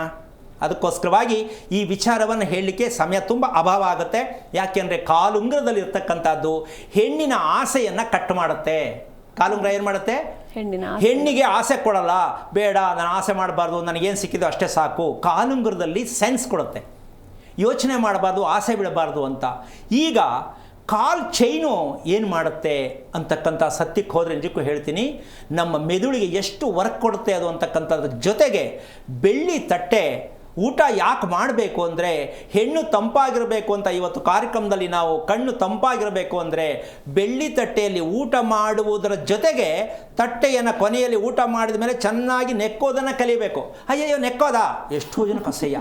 ಹೌದು, ನೆಕ್ಕುವುದು ಒಂದು ಊಟ ರೀ, ಕುಡಿಯುವುದು ಒಂದು ಊಟ. ಜ್ಯೂಸ್ ಕುಡಿಯೋದು ಊಟನೇ, ತಿನ್ನುವುದು ಊಟ. ಊಟದಲ್ಲಿ ಎಷ್ಟು ವಿಧಾನ ಇದೆ. ಚೆನ್ನಾಗಿ ನೆಕ್ಕಬೇಕು, ಪ್ರತಿ ಬೆರಳು ನೆಕ್ಕಬೇಕು. ಬೆಳ್ಳಿ ತಟ್ಟೆಯಲ್ಲಿ ಊಟ ಮಾಡೋದು ಎಸ್ಕಾರಕ್ಕೆ ಅಲ್ಲ, ಭಕ್ತಿಯಿಂದ ಕೂತ್ಕೊಂಡು ನಮಸ್ಕಾರ ಮಾಡಿ ಬೆಳ್ಳಿ ತಟ್ಟೆಯಲ್ಲಿ ಊಟ ಮಾಡಿಸಿ ನೀವೇ ಮಾಡಿ ನೋಡಿ, ಎಷ್ಟು ಖುಷಿ ಕೊಡುತ್ತೆ ನೋಡಿ. ಏನೇನಕ್ಕೂ ದುಡ್ಡು ಖರ್ಚು ಮಾಡ್ತೀರಾ? ಯಾರನ್ನೋ ಕರ್ಕೊಬಂದು ಫೋಟೋ ಹಾಕ್ಸೋಕ್ಕೆ, ಯಾವುದೋ ದುಡ್ಡು ಬರೋಕ್ಕೆ ಒಂದು ಪೂಜೆ ಮಾಡೋಕ್ಕೆ ದುಡ್ಡು ಕೊಡ್ತೀರಾ. ಆದರೆ ನೀವು ಯಾವ್ಯಾವ ಆಭರಣಗಳನ್ನು ಬಳಸಬೇಕು, ಮನೆಯಲ್ಲಿ ಊಟಕ್ಕೆ ತಟ್ಟೆಗಳನ್ನು ಯಾವ ರೀತಿ ಇಟ್ಕೋಬೇಕು, ಈ ಸತ್ಯವನ್ನು ತಿಳ್ಕೊಂಡ್ರೆ ಮದುವೆ ನೀವು ಮಾಡಬೇಕಾಗಿಲ್ಲ, ಹೆಣ್ಣು ಗಂಡ ಹುಡುಕಬೇಕಾಗಿಲ್ಲ. ಅವರೇ ಹುಡ್ಕೊಬಂದು ದಯವಿಟ್ಟು ನಿಮ್ಮ ಹುಡುಗಿನ ಕೊಡಿ, ದಯವಿಟ್ಟು ನಿಮ್ಮ ಹುಡುಗನ ನಾವು ಹುಡುಗಿ ಕೊಡ್ತೀವಿ. ಹೆಂಗಿರುತ್ತಮ್ಮ ಮದುವೆ? ಯಾವ ಕಾರಣಕ್ಕೂ ಹುಡುಕುವ ಮದುವೆ ನಿಮ್ಮ ಇಷ್ಟದ ಮದುವೆಯಾಗತ್ತೆ. ಹುಡುಕದೆ ಅವರೇ ಬಂದು ಯಾರು ಮದುವೆ ಮಾಡ್ಕೋತಾರೆ ಅದೇ ಭಗವತ್ ಪ್ರಸಾದವಾದ ಮದುವೆ. ಅದೇ ಗೌರಿ ಹಬ್ಬದ ವಿಶೇಷವಾಗಿರ್ತಕ್ಕಂಥ ಸತ್ಯ ಏನು ಅಂದರೆ ಅರಿಶಿಣದ ಗೌರಿ, ಅದೇ ಸ್ವರ್ಣ ಗೌರಿ. ಆದರೆ ಮಾಡ್ತೀವಿ, ಅರ್ಥ ಗೊತ್ತಿಲ್ಲ. ಈ ಸ್ವರ್ಣ ಗೌರಿ ನಾವಾಗಬೇಕು ಅಂದರೆ ಏನು ಮಾಡಬೇಕು ಅಂತ ಯಾವಾಗ ಹೇಳೋಣ? ಮುಂದಿನ ಕಾರ್ಯಕ್ರಮದಲ್ಲಿ ಹೇಳೋಣ. ನಾವು ಸ್ವರ್ಣ ಗೌರಿ ಆಗಬೇಕು ಅಂದರೆ ಹಳದಿ ಗೌರಿ. ಏನದು? ನಾವು ಕತ್ತಿಗೆ ಮಾಂಗಲ್ಯ ಸರವನ್ನು ಹಾಕೋತೀವಲ್ಲ, ಆ ಹಾಕ್ಕೊಳ್ಳೋದು ಸರ ಎಷ್ಟಿರಬೇಕು? ಹೆಣ್ಣಿನ ಹೃದಯ ಭಾಗಕ್ಕೆ ಸರ ಎಂಡಾಗಬೇಕು. ಈ ಸ್ವರ್ಣಗೌರಿ ಆಗಬೇಕಾದ್ರೆ ಕತ್ತಿನಲ್ಲಿ ಹಾಕ್ಕೊಳ್ತಕ್ಕಂಥ ಮಾಂಗಲ್ಯ ಸೂತ್ರ ಅಂದರೆ ಚೈನು ಎಷ್ಟು ಉದ್ದ ಇರಬೇಕು, ಎಲ್ಲಿಗೆ ಎಂಡಾಗಬೇಕು ಚೈನು, ಅದನ್ನು ತಿಳ್ಕೊಂಡ್ರೆ ಹೃದಯದ ವ್ಯಾಧಿಗಳನ್ನು ನಿವಾರಣೆ ಮಾಡ್ತಕ್ಕಂಥ ಮಾಂಗಲ್ಯ ಸರ. ಈ ಹೃದಯದಲ್ಲಿರ್ತಕ್ಕಂಥ ಸಮಸ್ಯೆಯಿಂದನೇ ಎಲ್ಲ ಹೆಣ್ಣಿಗೂ ಭಯ ಆಗೋದು. ಉಸಿರಾಟದ ಸಮಸ್ಯೆ ವ್ಯತ್ಯಾಸ ಆಗುತ್ತೆ. ಪ್ರತಿ ಒಂದು ವಿಚಾರದಲ್ಲಿ ಹೆಣ್ಣಿಗೆ ಭಯ ಆಗುತ್ತೆ. ಅದು ಮಕ್ಕಳಿಗೂ ಹೌದು, ದೊಡ್ಡವ್ರಿಗೂ ಹೌದು. ಈ ಸತ್ಯವನ್ನು ತಿಳ್ಕೊಳ್ಳೋದಕ್ಕೆ ಮುಂದುವರೆದ ಭಾಗ ನೀವೆಲ್ಲ ಕಾಯ್ತಾ ಇರಬೇಕು ಅಂತ ಹೇಳ್ತಾ ನೆಮ್ಮದಿಯಾಗಿ ಖುಷಿಯಾಗಿ ಗೌರಿ ಹಬ್ಬನ ಮಾಡಿ, ಆದರೆ ಯೋಚನೆ ಮಾಡೋದನ್ನು ಬಿಡಿ. ಹೊಸ ಹೊಸ ವಿಚಾರಗಳು ಸಿಗ್ತಾ ಇದೆ ಅಂತ ಖುಷಿ ಪಡಿ ಅಂತ ಹೇಳ್ತಾ ಕಾರ್ಯಕ್ರಮ ಮುಗಿಸ್ತಾ ಇದ್ದೀನಿ. ಜೈ ಶ್ರೀರಾಮ್. ಖಂಡಿತ ಗುರುಜಿ, ಇಷ್ಟೊತ್ತು ಬಹಳಷ್ಟು ಅರ್ಥಪೂರ್ಣವಾದ ಮಾಹಿತಿಯನ್ನು ನೀಡಿದ್ರಿ. ಧನ್ಯವಾದಗಳು. ನೋಡಿದ್ರಲ್ವಾ ವೀಕ್ಷಕರೇ, ಇವತ್ತಿನ ಸಂಚಿಕೆಯಲ್ಲಿ ಗುರುಗಳು ಸಾಕಷ್ಟು ವಿಷಯಗಳನ್ನ ತಿಳಿಸ್ಕೊಟ್ರು. ಇದಾಗಿತ್ತು ಇವತ್ತಿನ ವಿಶೇಷ. ನೋಡ್ತಾ ಇರಿ ಜಿ ಕನ್ನಡ ನ್ಯೂಸ್, ಸತ್ಯವೇ ಸುದ್ದಿಯ ಜೀವಾಳ. ಹೆಚ್ಚಿನ ಮಾಹಿತಿಗಾಗಿ ಸಂಪರ್ಕಿಸಿ ಶ್ರೀಮಾನ್ ಶ್ರೀ ಪುರುಷೋತ್ತಮ್ ದೇಶಿ ಗುರೂಜಿ, ಶ್ರೀ ಧರ್ಮ ಮಾರ್ಗ ಕಚೇರಿ 532, ಮಲತಹಳ್ಳಿ ಮುಖ್ಯ ರಸ್ತೆ, ಬೆಂಗಳೂರು 560056. ದೂರವಾಣಿ ಸಂಖ್ಯೆ 9148639933 ಅಥವಾ 8618915231 ಅಥವಾ 9108258834.